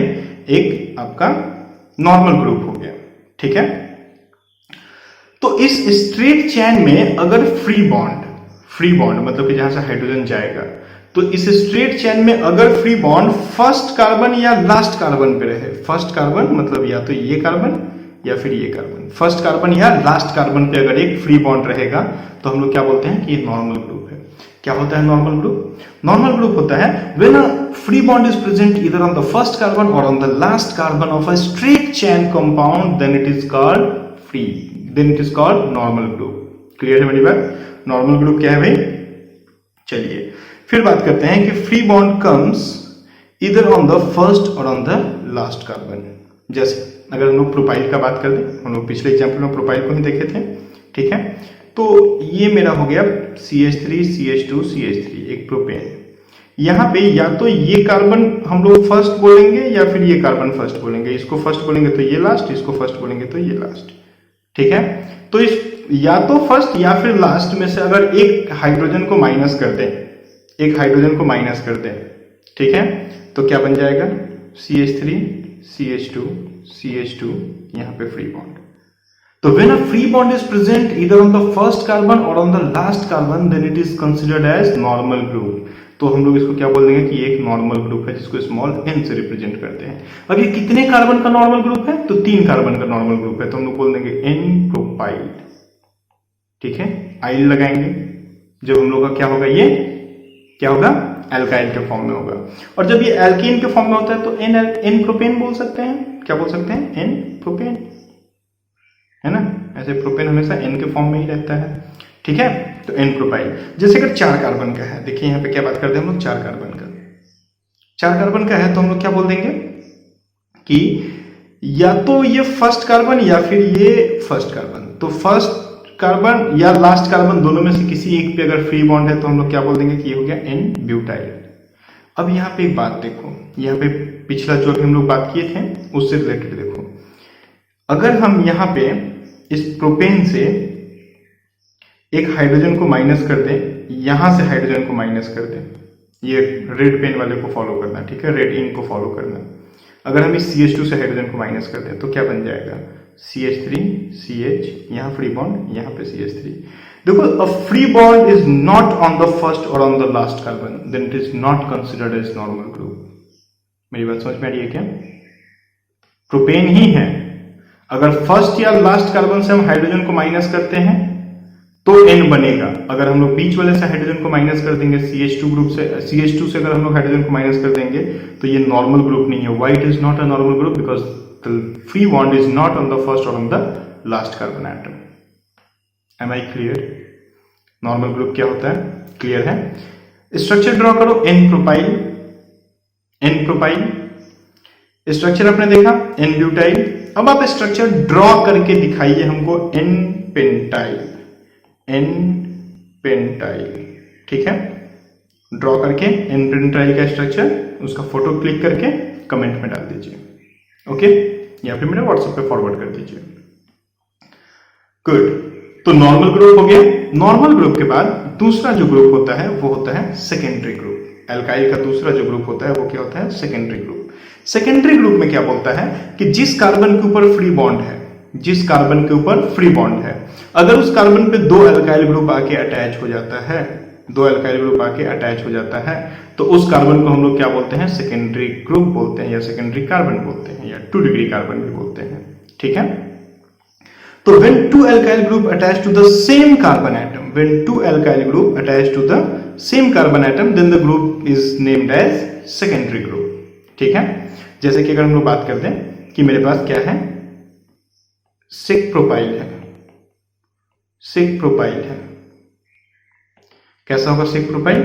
तो देखो CH3 CH2 CH3, और अगर हम अब इस कार्बन से हाइड्रोजन को माइनस कर दें तो क्या बन जाएगा? अगर हाइड्रोजन को माइनस कर देंगे यहां से तो ये बन जाएगा CH3 CH, यहां पे फ्री बॉन्ड और ये CH3।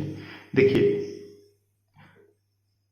The carbon having the free bond when attached with two alkyl groups either same or different it is considered as secondary group. Clear है मेरी बात?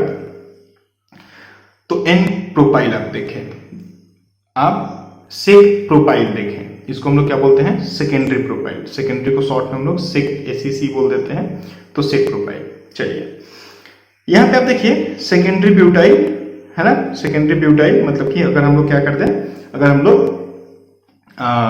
4 कार्बन का मेरे पास ग्रुप हो, ठीक है, 4 कार्बन का मेरे पास एल्केन है CH3 CH2 CH2 CH3 और यहां से इसमें से एक हम अगर हाइड्रोजन को माइनस कर दे, सपोज मैंने यहां से हाइड्रोजन को माइनस कर दिया है ना, या तो यहां से या फिर यहां से बात बराबर है, दोनों में से कहीं से भी अगर एक हाइड्रोजन को माइनस कर देंगे तो क्या बन जाएगा? क्या बन जाएगा? CH3 CH2 CH, यहाँ पे फ्री बॉन्ड और ये CH3। तो देखो तो carbon having the free bond when attached with two alkyl group, और अभी मैंने बोला same or different, alkyl group same भी हो सकता है और अल्काइल ग्रुप डिफरेंट भी हो सकते हैं, then the group is considered as secondary group. तो ये ग्रुप क्या हो जाएगा? सेकेंडरी ग्रुप कंसीडर्ड होगा। तो क्या बोल देंगे हम लोग? Secondary butyl. कितने कार्बन का है? 4 कार्बन का, तो ब्यूटाइल। ठीक है, तो भाई ये सेकेंडरी ब्यूटाइल हो सकता है, ऐसे सेकेंडरी पेंटाइल हो सकता है ना, सेकेंडरी हेक्साइल हो सकता है। तो सेकेंडरी ग्रुप समझ में आया क्या है? The carbon having the free bond when attached with two alkyl group, alkyl group में भी सेम और the different is called secondary alkyl group. Now the next group is tertiary group. The third one is tertiary group. Tertiary group क्या होता है? तो when 3 alkyl group attached with the same carbon atom, है ना, जब एक ही carbon atom से 3 alkyl group attach रहे तो हम लोग उसको क्या बोलते हैं? क्या बोलते हैं? टर्शियरी। अगेन अल्काइल ग्रुप में भी सेम और डिफरेंट। ठीक है, तो हम लोग क्या बोलेंगे भाई कि व्हेन 3 अल्काइल ग्रुप सेम और डिसिमिलर, सिमिलर और dissimilar are attached to the same carbon atom, group is named as tertiary group. जैसे कि अगर टर्शियरी ब्यूटाइल का हम लोग स्ट्रक्चर देखें तो हम लोग क्या कर देंगे? 3 यहाँ पे देखो मिथाइल ग्रुप ले लिए और तीनों मिथाइल ग्रुप को एक ही कार्बन से अटैच कर दिए, तो टर्शियरी ब्यूटाइल बन गया। अगर हम लोग को टर्शियरी पेंटाइल बनाना हो तो हम लोग क्या कर देंगे भाई? हम लोग कर देंगे कि एक कार्बन जिसके पास फ्री बॉन्ड प्रेजेंट है और यहाँ पे आप 3 ग्रुप ले लो और तीनों ग्रुप में आप क्या कर दो? एक जगह पे CH3 डाल दो, एक जगह पे CH3 डाल दो। देखो 3 कार्बन मेरा हो गया, बचा 2 कार्बन, तो यहाँ पे आप क्या कर दो? CH2 CH3 डाल दो। देखो 5 कार्बन हो गया। अगर हमको सेकेंडरी हेक्साइल बनाना, टर्शियरी हेक्साइल बनाना हो तो हम क्या करेंगे? टर्शियरी हेक्साइल कैसे बनाएंगे?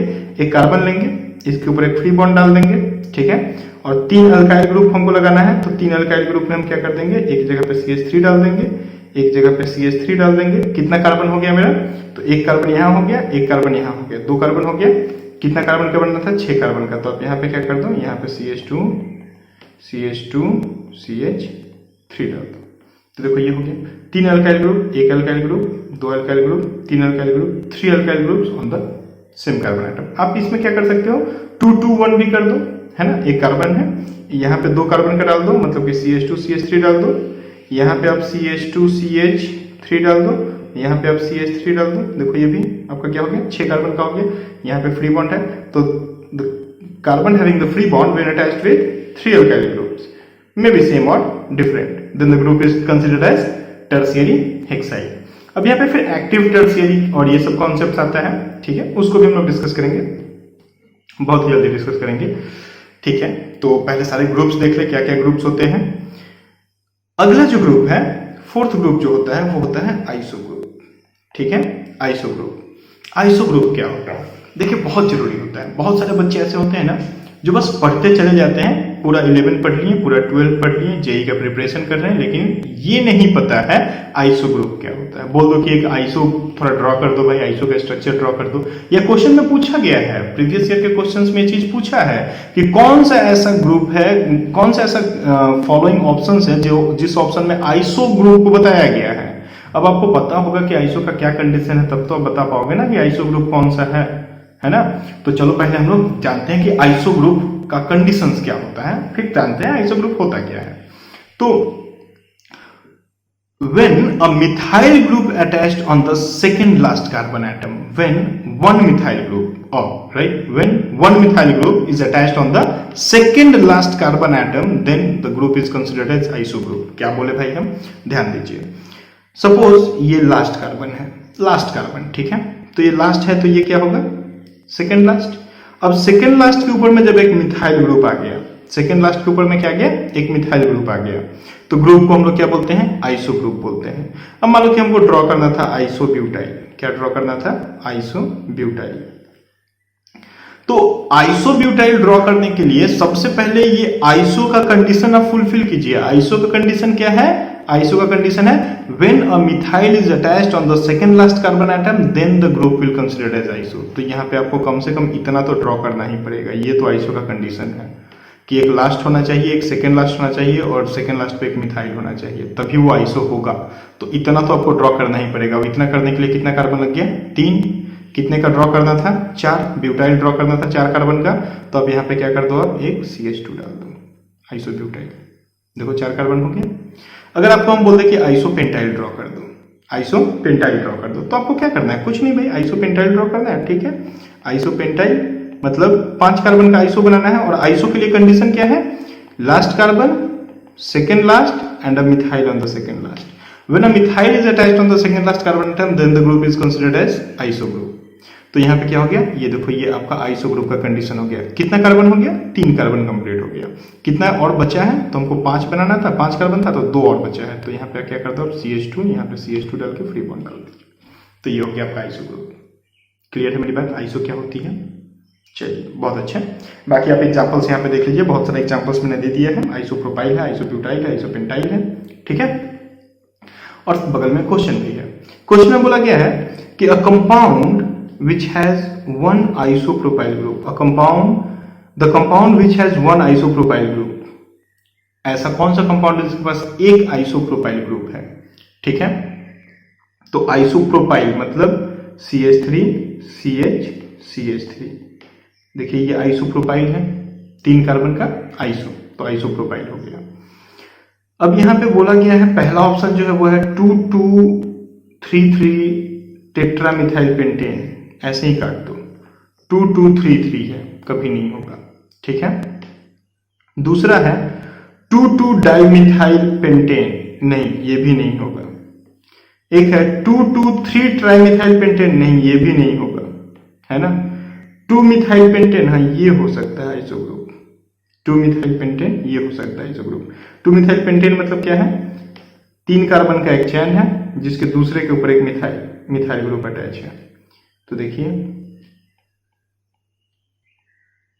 ये हो गया 2 मिथाइल पेंटेन आपका. ये देखो ये आइसो के कंडीशन को फुलफिल किया.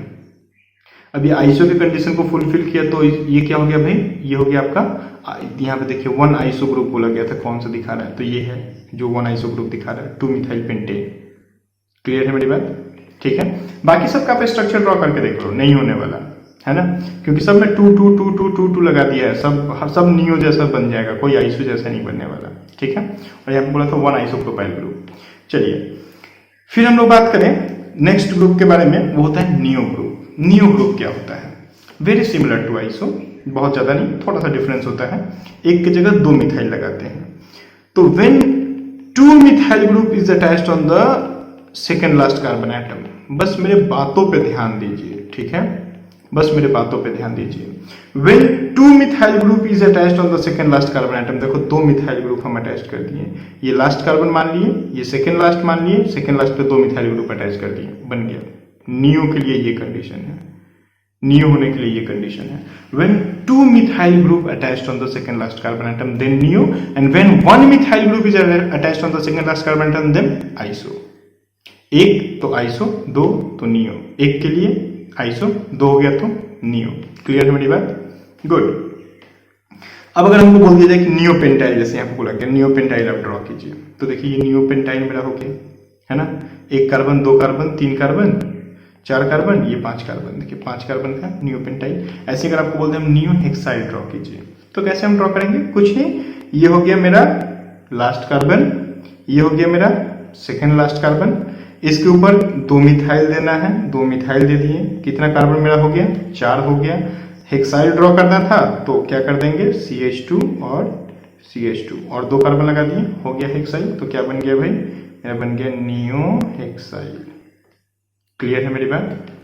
गुड। तो मैंने अल्काइल आपको बताया कि एल्केन से अगर एक हाइड्रोजन को हम माइनस कर देते हैं तो अल्काइल ग्रुप बन जाता है, और अल्काइल ग्रुप से फिर हम लोग 5 अलग अलग और ग्रुप्स को बना सकते हैं। पहला ग्रुप क्या बना सकते हैं, नॉर्मल, दूसरा सेकेंडरी बना सकते हैं, तीसरा टर्शियरी बना सकते हैं, चौथा हम लोग आइसो बना सकते हैं, और पांचवा हम लोग नियो बना सकते हैं। और क्वेश्चंस आते हैं नियो वाले से, तो बहुत क्वेश्चन आता है, बहुत ही ज्यादा, एकदम मतलब भर भर के क्वेश्चन आता है नियो से। और नियो में भी आपका ये नियो पेंटेन पूछा जाता है हमेशा, ये नियो पेंटाइन नियो पेंटेन वाले पे ही क्वेश्चन आता है। ठीक है, तो चलिए इसको एक बार देख लीजिए, बहुत अच्छे से इन सब चीजों को सीख लीजिए। अब हम लोग बात करते हैं कि एल्केन से हाइड्रोजन को माइनस किए तो एल्काइल, तो क्या होगा अगर एल्कीन से हाइड्रोजन को माइनस कर दे। अगर एल्कीन से हाइड्रोजन को माइनस कर देंगे तो एल्किनाइल, एल्केन से माइनस किए तो एल्काइल, तो एल्कीन से करेंगे तो एल्किनाइल। अब एल्किनाइल में 2 एल्किनाइल्स बहुत इंपॉर्टेंट होते हैं। ऐसे मैंने एग्जांपल में आपको देख रखा है बहुत सारा, लेकिन आपको 2 एल्किनाइल के बारे में बहुत ज्यादा जानना है। पहला होता है इथीन से अगर एक हाइड्रोजन को हम माइनस करते हैं तो बन जाता है इथिनाइल, जिसका कॉमन नाम बहुत इंपॉर्टेंट होता है, ये आप जान के रखना, विनाइल। ठीक है, तो एल्कीन से हाइड्रोजन को माइनस किए तो एल्किनाइल। अब उसमें एक एग्जांपल में आपको क्या देखना है, इथीन मेरे पास है, तो इथीन से अगर एक हाइड्रोजन को हम माइनस कर देंगे तो इथिनाइल बन जाता है। ठीक है, जिसका कॉमन नेम होता है विनाइल, और ये बहुत बार पूछा जाता है। ठीक है, विनाइल क्लोराइड, ये सब नाम सुने होंगे, है ना, पॉलीविनाइल क्लोराइड, PVC। ठीक है, चलो आगे चल के पढ़ोगे इसको। फिर ये है मेरे पास एक प्रोपीन, मेरे पास क्या है, प्रोपीन। प्रोपीन से अगर एक हाइड्रोजन को माइनस कर दिया जाए तो 3 तरह का एल्किनाइल बन सकता है। तीनों एल्किनाइल में ये जो लास्ट एल्किनाइल आपको बताया गया है allyl, this one is very important, this one is very important. ठीक है, एल्किनाइल, एलाइल, ये जैसे कि उधर ऊपर विनाइल नीचे एलाइल, काफी इंपॉर्टेंट होता है। बाकी अब हाइड्रोजन हर जगह से हटा करके देख लो, एक बार यहां से हाइड्रोजन को हटाया गया है तो ये बना है आइसोप्रोपिनाइल बना है, सॉरी 1 प्रोपिनाइल बना है।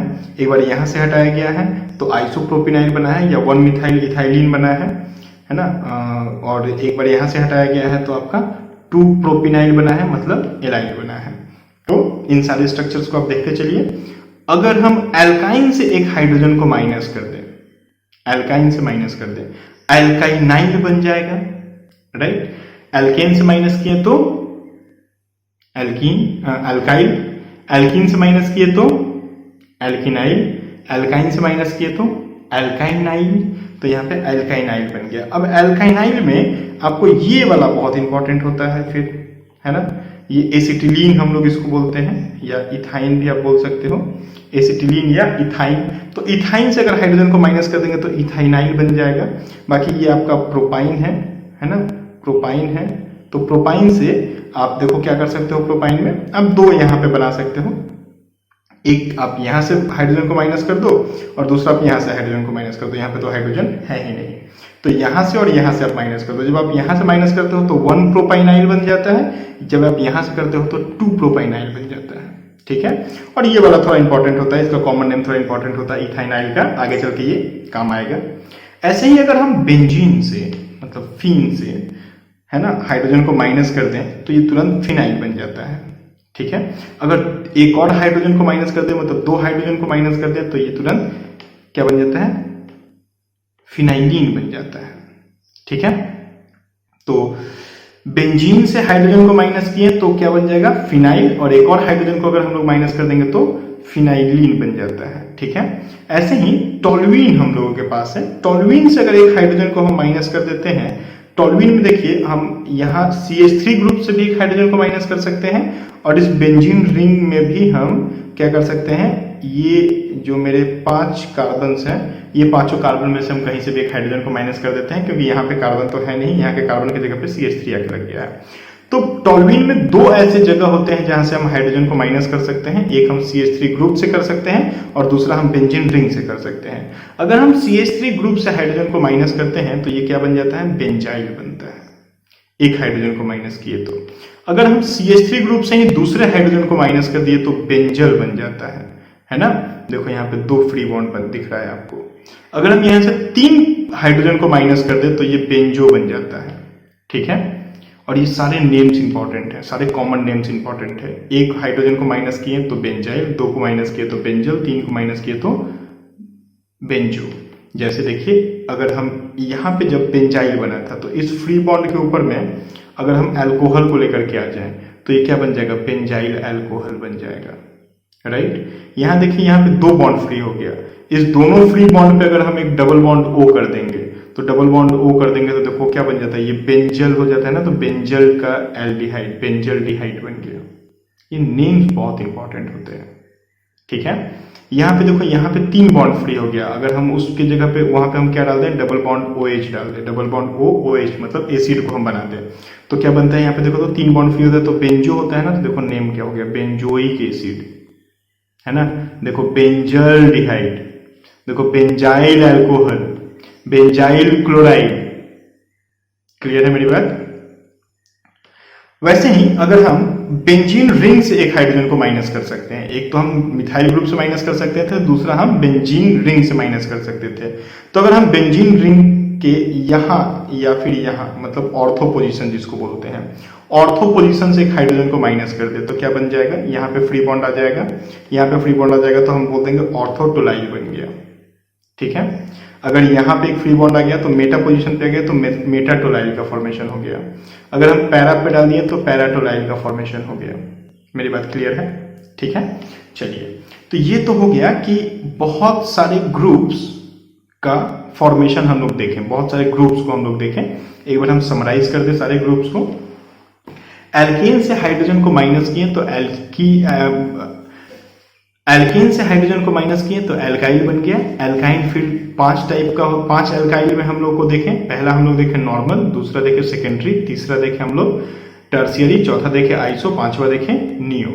एल्कीन से हम हाइड्रोजन को माइनस किए तो एल्किनाइल बन गया। एल्किनाइल में आपको मैंने बताया कि आपको 2 एल्किनाइल्स बहुत इंपॉर्टेंट होते हैं, एक होता है विनाइल, दूसरा होता है एलाइल, ठीक है। एल्काइन से अगर हम हाइड्रोजन को माइनस करते हैं तो एल्काइनाइल बन जाता है। एसिटिलीन से हाइड्रोजन को माइनस करते हैं तो वो इंपॉर्टेंट होता है इथाइनाइल जहां पे बनता है, ठीक है। अगर हम बेंजीन से हाइड्रोजन को माइनस करते हैं तो बेंजीन से हाइड्रोजन को माइनस करते हैं तो हमेशा वो क्या बनता है, फिनाइल बनता है, ठीक है। अगर हम टॉल्वीन के CH3 ग्रुप से हाइड्रोजन को माइनस करते हैं तो बेंजाइल बन जाता है, और अगर टॉल्वीन के बेंजीन रिंग से हम हाइड्रोजन को माइनस करते हैं तो टोलाइल बन जाता है। अब टोलाइल में भी ऑर्थोटोलाइल, मेटाटोलाइल और पैराटोलाइल। तो these are the different groups of organic chemistry that you must have to know। अगर चाहते हो कि बेसिक स्ट्रांग रहे तो ये आना चाहिए। बहुत सारे बच्चों का ये ग्रुप में बहुत प्रॉब्लम होता है, पूरा एकदम हौच पौच हो जाता है, खिचड़ी जैसा बन जाता है, जिस वजह से उनको बहुत प्रॉब्लम्स होती हैं और फाइनली वो ऑर्गेनिक को क्विट कर देते हैं, है ना। तो ये सारे ग्रुप्स पढ़िए, बहुत जरूरी है, very important groups, okay. Organic compounds. Organic compounds क्या होते हैं, हम लोगों ने बात किया था। ऑर्गेनिक कंपाउंड्स होते हैं का hydrocarbons and their derivatives are called organic compound, ठीक है। अब हाइड्रोकार्बन्स के बारे में हम लोगों ने लास्ट क्लास में बात किया था कि हाइड्रोकार्बन्स क्या है भाई, एल्केन, एल्कीन, अल्काइन, बेंजीन, और बेंजीन का एक और कंपाउंड होता है टोल्वेन। तो मेनली 4 होते हैं, एल्केन, एल्कीन, अल्काइन, बेंजीन, और एक बेंजीन का पार्ट है टोल्वेन। अब ये hydrocarbons and their derivatives, derivatives एक वर्ड आ गया, क्या आ गया, डेरिवेटिव्स एक वर्ड आ गया।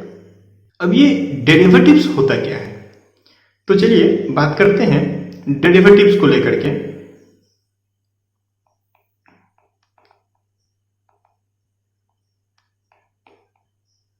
सपोज मेरे पास एल्केन है, एक हाइड्रोकार्बन हम ले लें एल्केन, और एल्केन से हाइड्रोजन को हम माइनस कर दें तो माइनस कर देंगे तो क्या बनेगा, एल्काइल बनेगा।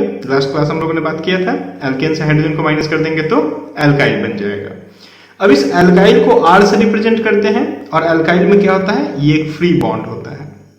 और जब मैंने एल्काइल के बारे में आपको बताया, वहां पे मैंने आपको एक कॉन्सेप्ट बताया था कि एल्काइल के पास एक फ्री बॉन्ड होता है। देखो ये जो बॉन्ड है ये क्या है, ये फ्री बॉन्ड है।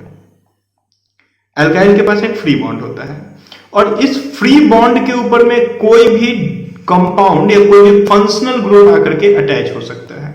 अब ये जो फंक्शनल ग्रुप्स आकर के इस फ्री बॉन्ड के ऊपर में अटैच होते हैं, वही फंक्शनल ग्रुप्स और बहुत सारे ऑर्गेनिक कंपाउंड्स का फॉर्मेशन कर देते हैं। ठीक है, जैसे इस फ्री बॉन्ड के ऊपर में अगर कोई हैलोजन आकर के अटैच हो जाए तो हम बोलते हैं हैलोजन कंटेनिंग कंपाउंड। ठीक है, देखिए हैलोजन डेरिवेटिव्स या हैलोजन कंटेनिंग कंपाउंड्स। हैलोजन मतलब फ्लोरीन, क्लोरीन, ब्रोमीन और आयोडीन। अगर इस फ्री बॉन्ड के ऊपर में कोई OH हाइड्रोक्सी ग्रुप आके अटैच हो जाए तो हम क्या बोल देंगे, हाइड्रोक्सी कंटेनिंग कंपाउंड या हाइड्रोक्सी डेरिवेटिव्स, मतलब OH डेरिवेटिव्स। तो देखो R के ऊपर में OH आके अटैच हो जाए, अल्कोहल का फॉर्मेशन हो जाएगा, है ना। तो अल्कोहल्स, हाइड्रोक्सी डेरिवेटिव्स, क्लियर है। अगर इस फ्री बॉन्ड के ऊपर में कोई कार्बोनाइल ग्रुप आके अटैच हो जाए, कार्बोनाइल ग्रुप कैसा होता है, कार्बोनाइल ग्रुप होता है कार्बन में डबल बॉन्ड O लगा होता है और कार्बन के दो बॉन्ड्स ऐसे फ्री होते हैं, कार्बन के पास दो बॉन्ड फ्री है, तो C डबल बॉन्ड O हम लोग इसको बोलते हैं कार्बोनाइल ग्रुप। अगर ये अल्काइल के फ्री बॉन्ड के ऊपर में, यहाँ अल्काइल के फ्री बॉन्ड पे अगर ये कार्बोनाइल ग्रुप आके अटैच हो जाए तो हम बोलते हैं कार्बोनाइल कंटेनिंग कंपाउंड्स का फॉर्मेशन हुआ। तो ये कार्बोनाइल कंटेनिंग कंपाउंड्स देखो फ्री बॉन्ड के ऊपर में आकर के लगा। वैसे ही carboxylic acid and acid derivatives, है ना। अब कार्बोक्सिलिक एसिड मतलब क्या है, तो कार्बोक्सिलिक एसिड मतलब ये ग्रुप होता है कार्बोक्सिलिक एसिड, COOH या COOH हम लोग बोलते हैं। तो C double bond OOH carboxylic acid है। अगर ये आकर के किस R के फ्री बॉन्ड पे लग जाए तो देखो एसिड का फॉर्मेशन होता है, कार्बोक्सिलिक एसिड का फॉर्मेशन होता है। अब यहाँ पे इस एसिड के भी डेरिवेटिव्स बन जाते हैं। ये एसिड में जो OH ग्रुप यहाँ पे आप देख रहे हो, ये OH ग्रुप के जगह पे चार और अलग अलग ग्रुप आकर के लग जाते हैं, तो हम कहते हैं एसिड के डेरिवेटिव्स का फॉर्मेशन हो गया। एसिड के डेरिवेटिव्स को हम L से रिप्रेजेंट करते हैं, L मतलब लिविंग ग्रुप होता है। आगे चल के हम लोग बात करेंगे इस टॉपिक पे। तो ये एसिड और ये हो गया एसिड का डेरिवेटिव्स। और इस फ्री बॉन्ड के ऊपर में नाइट्रोजन के कुछ कंपाउंड्स आकर के लग जाए, जैसे RNH2 आके लग जाता है, जैसे RNO2 आके लग जाता है, जैसे RCN आके लग जाता है, RNC आके लग सकता है ना। तो नाइट्रोजन कंटेनिंग कंपाउंड्स का कुछ फॉर्मेशन होता है। तो ऑर्गेनिक कंपाउंड्स जो होते हैं, ये ऑर्गेनिक कंपाउंड्स मेनली 6 अलग अलग एलिमेंट्स से मिलके बने होते हैं, जहां पे सिर्फ कार्बन और हाइड्रोजन होता है। सिर्फ कार्बन एंड हाइड्रोजन से मिलके जो बने हुए ऑर्गेनिक कंपाउंड्स होते हैं उन्हें हम हाइड्रोकार्बन्स कहते हैं। और हाइड्रोकार्बन्स जो है, यहाँ पे आप ध्यान दीजिए, हाइड्रोकार्बन्स जो है ये एलिफैटिक और एरोमेटिक दो टाइप का होता है। एलिफैटिक हाइड्रोकार्बन में सेचुरेटेड और अनसेचुरेटेड दो टाइप के होते हैं। एलिफैटिक हाइड्रोकार्बन, सेचुरेटेड मतलब होता है वो ऑर्गेनिक कंपाउंड जहां पे सिर्फ सिग्मा बॉन्ड की प्रेजेंस हो, मतलब सिंगल बॉन्ड की प्रेजेंस हो। और अनसेचुरेटेड हाइड्रोकार्बन्स वो हाइड्रोकार्बन्स होते हैं जहां पे मल्टीपल बॉन्ड्स हो, मतलब डबल बॉन्ड और ट्रिपल बॉन्ड हो। तो सिंगल बॉन्डेड हाइड्रोकार्बन्स को हम लोग एल्केन कहते हैं, जिसकी जनरल फार्मूला आपको याद होगी, CnH2n+2 होती है। देखिए इसके जनरल फार्मूला में हमको सिर्फ कार्बन और हाइड्रोजन दिख रहा है, तो ये कार्बन और हाइड्रोजन से मिलकर बना हुआ सेचुरेटेड हाइड्रोकार्बन है। एल्कीन भी जनरल फार्मूला इसका CnH2n होता है। जो भी डबल बॉन्डेड हाइड्रोकार्बन्स होते हैं उन्हें हम एल्कीन्स कहते हैं, जनरल फार्मूला CnH2n होती है। और एल्काइन एक हाइड्रोकार्बन होता है जो ट्रिपल बॉन्डेड होता है। ये क्या होता है, इसकी जनरल फार्मूला क्या होती है, CnH2n-2 होती है। तो देखिए सबके जनरल फार्मूला से हमको पता चल रहा है कि ये लोग क्या है, ये लोग कार्बन और हाइड्रोजन से मिलकर बने हुए कंपाउंड्स हैं और एलिफैटिक नेचर को कैरी करते हैं, इसलिए एलिफैटिक हाइड्रोकार्बन्स कहलाते हैं। अब है दूसरा, on the other hand we have aromatic hydrocarbons. Aromatic hydrocarbons mainly दो टाइप का होता है, एक होता है बेंजीन, दूसरा होता है टोल्यूइन। बेंजीन मतलब C6H6। इससे अगर एक हाइड्रोजन को हम माइनस कर दें तो ये बन जाएगा C6H5 और यहाँ पे एक फ्री बॉन्ड आ जाएगा। अब उस फ्री बॉन्ड के ऊपर में डेरिवेटिव्स बन सकता है, जैसे कि यहाँ पे एल्काइन के पास में हम लोगों ने देखा कि एल्काइन के पास डेरिवेटिव्स बन रहा है, वैसे ही यहाँ बेंजीन के इस फ्री बॉन्ड के ऊपर में बहुत सारे डेरिवेटिव्स बन सकते हैं। तो बेंजीन खुद एक हाइड्रोकार्बन है, देखिए C6H6 खुद एक हाइड्रोकार्बन है। टोल्यूइन बेंजीन से ही मिलकर बना हुआ एक बेंजोनाइड एरोमेटिक कंपाउंड होता है जिसकी जनरल फार्मूला C6H5CH3 होती है। बेंजीन का स्ट्रक्चर कुछ इस तरह का होता है और टोल्यूइन का स्ट्रक्चर क्या होता है, बेंजीन के ऊपर एक CH3 ग्रुप आके अटैच हो जाता है। तो ये होते हैं हाइड्रोकार्बन्स, मतलब those organic compounds which are formed of carbon and hydrogens. अब इन हाइड्रोकार्बन्स में फ्री बॉन्ड्स बन सकते हैं। पिछले वीडियो में हम लोगों ने बात किया था डिफरेंट ग्रुप्स के बारे में, तो वहां पे हम लोगों ने बात किया था कि बहुत सारे ग्रुप्स का फॉर्मेशन हो जाता है। तो यहां पे वो जो ग्रुप्स बनते हैं और उन ग्रुप्स पे जो फ्री बॉन्ड होता है, उस फ्री बॉन्ड के ऊपर में कोई भी फंक्शनल ग्रुप आके अटैच हो सकता है। अब जब वो फंक्शनल ग्रुप आकर के उस फ्री बॉन्ड पे अटैच होगा तो बहुत सारे अलग अलग टाइप के ऑर्गेनिक कंपाउंड्स का फॉर्मेशन होता है, जिसमें से अगला टाइप हम जो देखेंगे वो है हैलोजन डेरिवेटिव्स। ठीक है, तो चलिए देखते हैं हैलोजन डेरिवेटिव्स क्या होता है। हैलोजन डेरिवेटिव्स को हम बोल सकते हैं कि ऐसे ऑर्गेनिक कंपाउंड्स जिनके पास हैलोजन्स हो, मतलब फ्लोरीन, क्लोरीन, ब्रोमीन, आयोडीन हो। और ये कहां से बने हैं? ये बने हैं हाइड्रोकार्बन्स के डेरिवेटिव से। अब मेनली हाइड्रोकार्बन्स क्या होता है, 4 टाइप का होता है भाई, एल्केन, एल्कीन, एल्काइन और बेंजीन। टोल्यूइन हम यहां पे नहीं लेते हैं, आप चाहो तो टोल्यूइन भी ले सकते हो, ले लो यहां पे टोल्यूइन, है ना। टोल्यूइन से मिलके जो बना होता है उसको हम बेंजाइल कहते हैं। टोल्यूइन से जो भी हाइड्रोकार्बन मिलके बनता है उसे हम, टोल्यूइन का जो हैलोजन कंटेनिंग कंपाउंड होता है उसको हम बेंजाइल हैलाइड कह सकते हैं, बेंजाइल हैलाइड कह सकते हैं, है ना। तो आप देखो यहां पे हाइड्रोकार्बन्स के फ्री बॉन्ड पे जब हैलोजन आकर के अटैच होता है तो क्या होता है भाई, 5 हाइड्रोकार्बन से 5 तरह के हैलोजन कंटेनिंग कंपाउंड बनते हैं, जिसमें अल्काइल हैलाइड और ये एराइल हैलाइड, ये हम लोगों के लिए बहुत इंपॉर्टेंट होता है। ठीक है, हम लोग बात करें अल्काइल हैलाइड को, तो अल्काइल हैलाइड फर्दर क्लासिफाई हो सकता है according to number of halogen atom. किसके अकॉर्डिंग?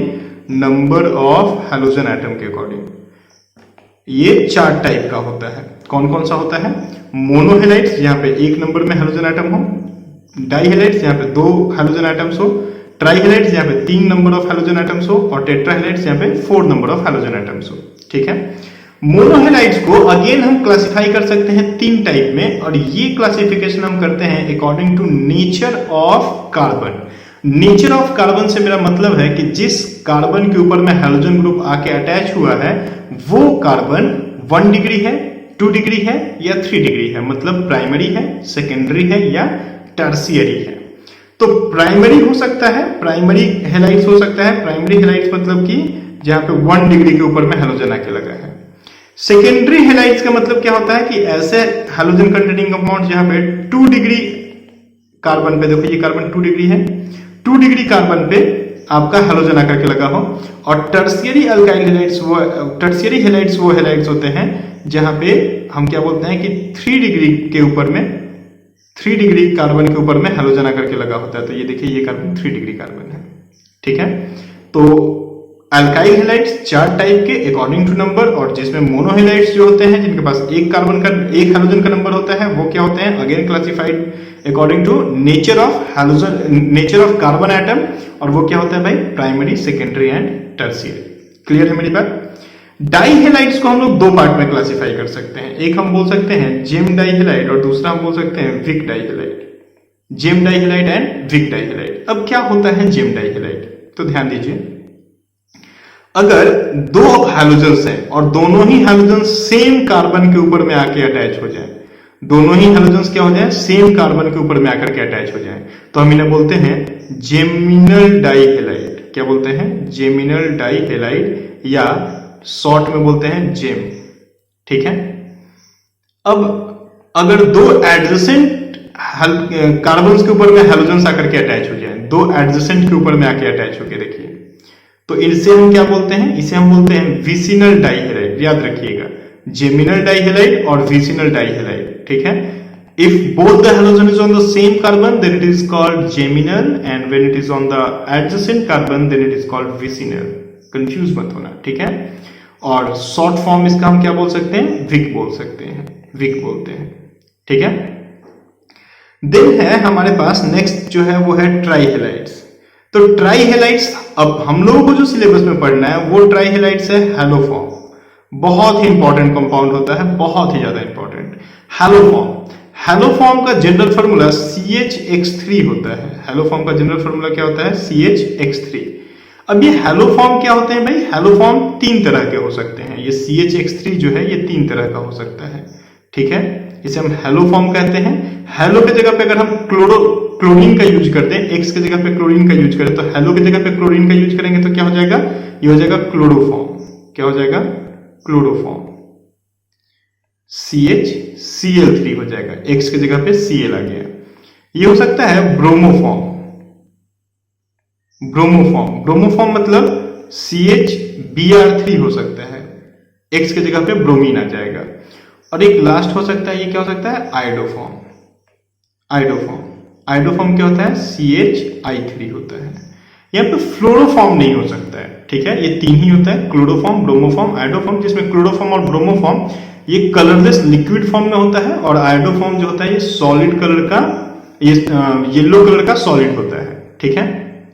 चलिए नेक्स्ट है अकॉर्डिंग टू नंबर में लास्ट है टेट्राहेलाइड्स। तो टेट्राहेलाइड्स जो होते हैं, ये टेट्राहेलाइड्स एक ही कंपाउंड हम लोग को टेट्राहेलाइड्स का पढ़ना है, जो होता है CCl4, कार्बन टेट्राक्लोराइड या पायरीन कहते हैं इसको, ठीक है। तो ये हो गया भाई आपका अल्काइल हेलाइड का कंप्लीट क्लासिफिकेशन। एल्किनाइल हेलाइड में हम लोग को सिर्फ दो कंपाउंड्स पढ़ना होता है, एक होता है विनाइल का हेलाइड और एक होता है एलाइड का हेलाइड। तो विनाइल हेलाइड, एलाइल हेलाइड के बारे में। एल्केनाइल हेलाइड में हम लोग को सिर्फ अल्केनाइल हेलाइड में कोई ऐसे इंपॉर्टेंट कंपाउंड्स बनते नहीं है, तो हम लोग को देखना नहीं है। एराइल हेलाइड्स में अगेन बात आ जाती है कि एराइल हेलाइड्स में ये क्या होता है भाई? तो यहां पे आ जाता है आपका बेंजीन के ऊपर में जब जो फ्री बॉन्ड बनता है उसके ऊपर जो हैलोजन आ जाए, है ना, तो इसे हम हैलोएरीन भी कहते हैं। इसे हम हैलोएरीन कहते हैं, ठीक है, याद रखिएगा, हैलोएरीन कहते हैं, ठीक है। इसमें मेनली जो कंपाउंड हम लोगों को पढ़ना है वो कंपाउंड है क्लोरोफॉर्म। बेंजीन के ऊपर में क्लोरीन आके अटैच हो जाएगा, क्या होता है आपका? क्लोरोबेंजीन। हम लोग को क्या पढ़ना है? क्लोरोबेंजीन, ठीक है। चलिए, और एक यहां पे लास्ट हम लोग देख ले चलते चलते, वो क्या है भाई? Benzyl halide. तो बेंजाइल हेलाइड क्या होता है? बेंजाइल ग्रुप क्या होता है? जब टॉल्वीन से हम लोग एक हाइड्रोजन को माइनस कर देते हैं तो बेंजाइल बन जाता है। तो टॉल्वीन के मिथाइल से अगर माइनस करते हैं तो क्या बनता है? बेंजाइल बनता है। और उस यहां पे फ्री बॉन्ड आ जाएगा, इस फ्री बॉन्ड पे कोई हैलोजन आ जाए तो उसे कहते हैं बेंजाइल हेलाइड। ध्यान रखिएगा, ये जो ग्रुप है ना, ये जो ग्रुप है, इस ग्रुप का नाम होता है बेंजाइल, है ना। बेंजीन रिंग के ऊपर CH2, वहां पे एक फ्री बॉन्ड, तो उसे बोलते हैं बेंजाइल, है ना। दो फ्री बॉन्ड हो जाता है तो बोलते हैं बेंजल, तीन फ्री बॉन्ड हो जाता है तो बोलते हैं बेंजो, ठीक है। लास्ट वीडियो में मैंने इसको डिस्कस किया था। तो ये हो गया आपका बेंजाइल, और बेंजाइल के ऊपर में एक हैलोजन आके लग गया तो क्या बन जाएगा?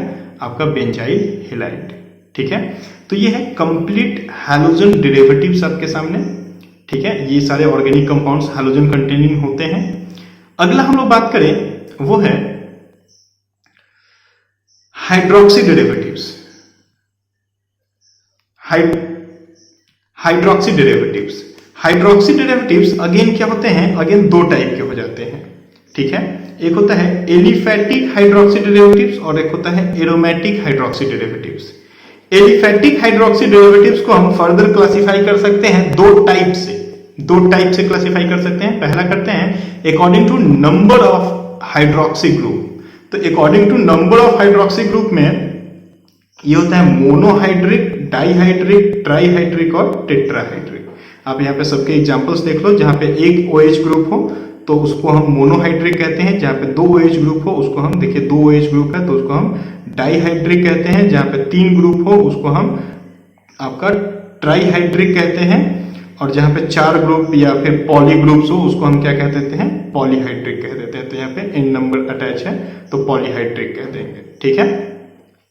तो according to number of hydroxy group हो गया।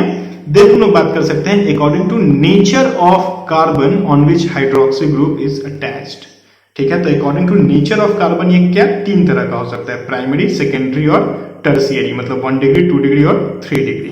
तो यहाँ पे देखिए प्राइमरी, सेकेंडरी एंड टर्शियरी के प्राइमरी, तो प्राइमरी, सेकेंडरी और टर्शियरी ये हो सकता है, ठीक है।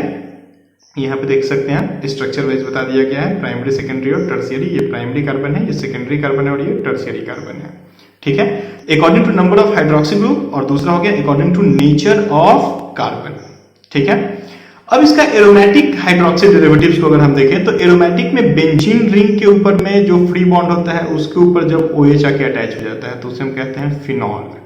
ठीक है, और जब एक OH अटैच हो जाएगा तो इस OH के रेफरेंस में इस दोनों कार्बन को हम क्या कहते हैं, ऑर्थो, इस दोनों कार्बन को क्या कहते हैं, मेटा, और इस कार्बन को क्या कहते हैं, पैरा।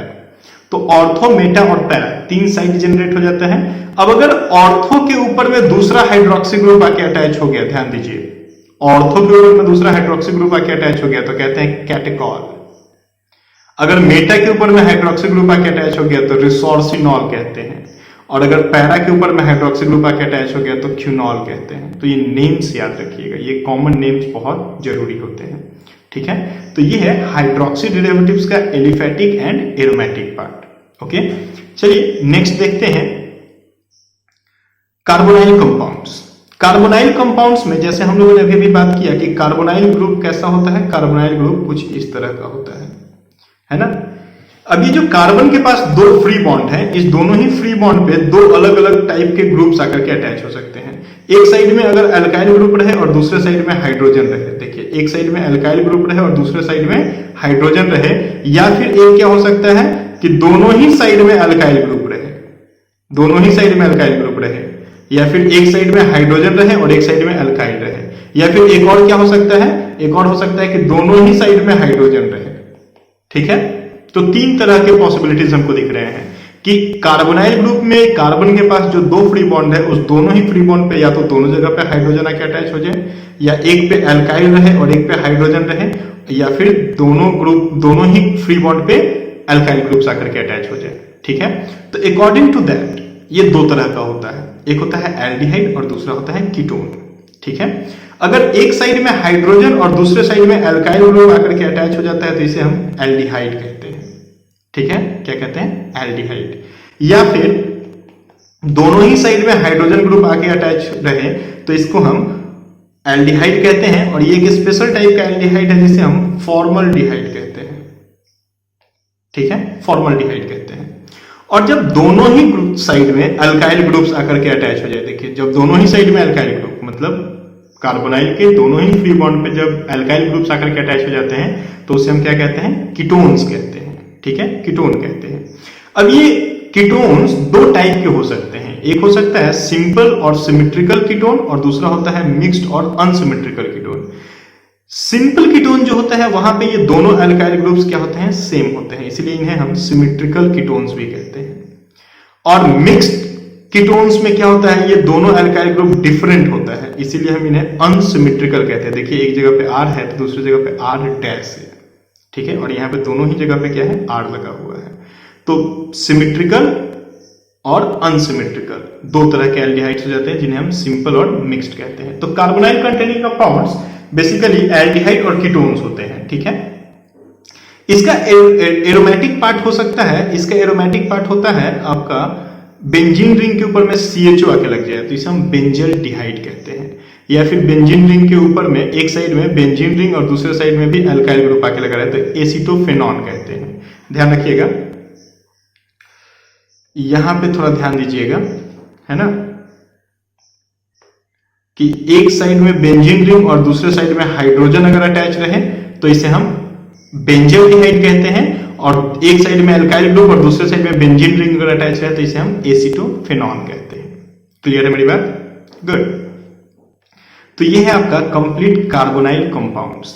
नेक्स्ट हम बात कर दें एसिड एंड एसिड डेरिवेटिव्स के बारे में। तो कार्बोक्सिलिक एसिड्स जो होते हैं ये क्या होता है, आपका फ्री बॉन्ड जो होता है उस फ्री बॉन्ड के ऊपर में C double bond OH group आके अटैच हो जाए तो हम कहते हैं कार्बोक्सिलिक एसिड का फॉर्मेशन हो गया। According to number of carboxylic group ये तीन तरह का हो सकता है, मोनो कार्बोक्सिलिक हो सकता है, डाई कार्बोक्सिलिक हो सकता है और ट्राई कार्बोक्सिलिक हो सकता है। ठीक है, और यहां पे हम बात कर दें कि मोनो कार्बोक्सिलिक मतलब एक अल्काइल रहे और उसके ऊपर में एक कार्बोक्सिलिक ग्रुप आके अटैच हो जाए, या फिर डाई कार्बोक्सिलिक हो जाए। डाई कार्बोक्सिलिक मतलब कुछ इस तरीके से आके लग जाए, ऐसा कुछ आके लग जाए। और ट्राई कार्बोक्सिलिक का मतलब 3 कार्बोक्सिलिक ग्रुप आकर के लग जाए सिंपली। अब इसके एसिड के डेरिवेटिव्स बनते हैं, ध्यान दीजिएगा, एसिड के डेरिवेटिव्स बनते हैं। जैसे कि हम मोनोकार्बोक्सिलिक में यहाँ पे आपको बताए थे कि OH के जगह पे कुछ ग्रुप आके अटैच हो जाता है ना। अब ये ग्रुप 4 तरह के ग्रुप हो सकते हैं।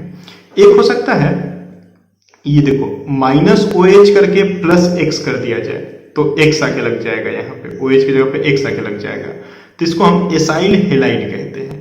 ठीक है,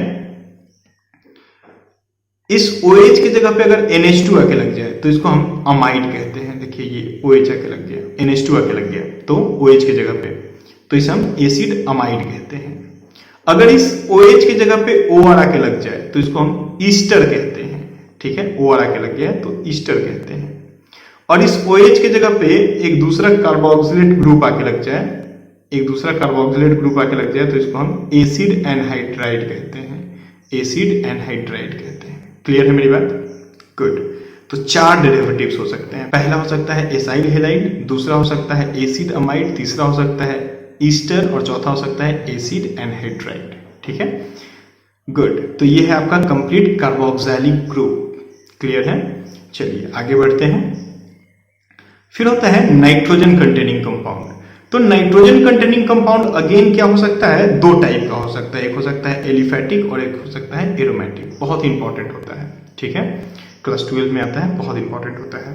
तो एलिफैटिक वाले साइड में अगर हम बात कर दें कि NH2 ग्रुप आके लग गया, R के ऊपर में NH2 ग्रुप आके लग गया, तो इसको हम क्या बोल देंगे? इसको हम बोलते हैं, इसे हम बोलते हैं अमाइंस। अमाइंस क्या होते हैं? अगेन 4 तरह के हो सकते हैं, प्राइमरी, सेकेंडरी, टर्शियरी और क्वाटरनरी। ठीक है, primary, secondary, tertiary and quaternary. Quaternary ammonium salt बनता है। ठीक है, अगर R के जगह पे NO2 आके लग जाए तो इसको हम बोलते हैं नाइट्रो एल्केन। क्या कहते हैं? Nitro alkanes. ठीक है, अगर CN आके लग जाए तो कहते हैं एल्काइल नाइट्राइल। एल्काइल नाइट्राइल, या फिर नाइट्राइल के जगह पे आप साइनाइड भी बोल सकते हो। ठीक है, और फोर्थ होता है अगर हम NC आके लगाते हैं। NC क्या होता है? आइसोसाइनाइड ग्रुप होता है। ये आइसोसाइनाइड ग्रुप होता है, ये साइनाइड ग्रुप है। CN cyanide, NC isocyanide. तो क्या हो जाएगा? Alkyl isocyanide. Alkyl isocyanide.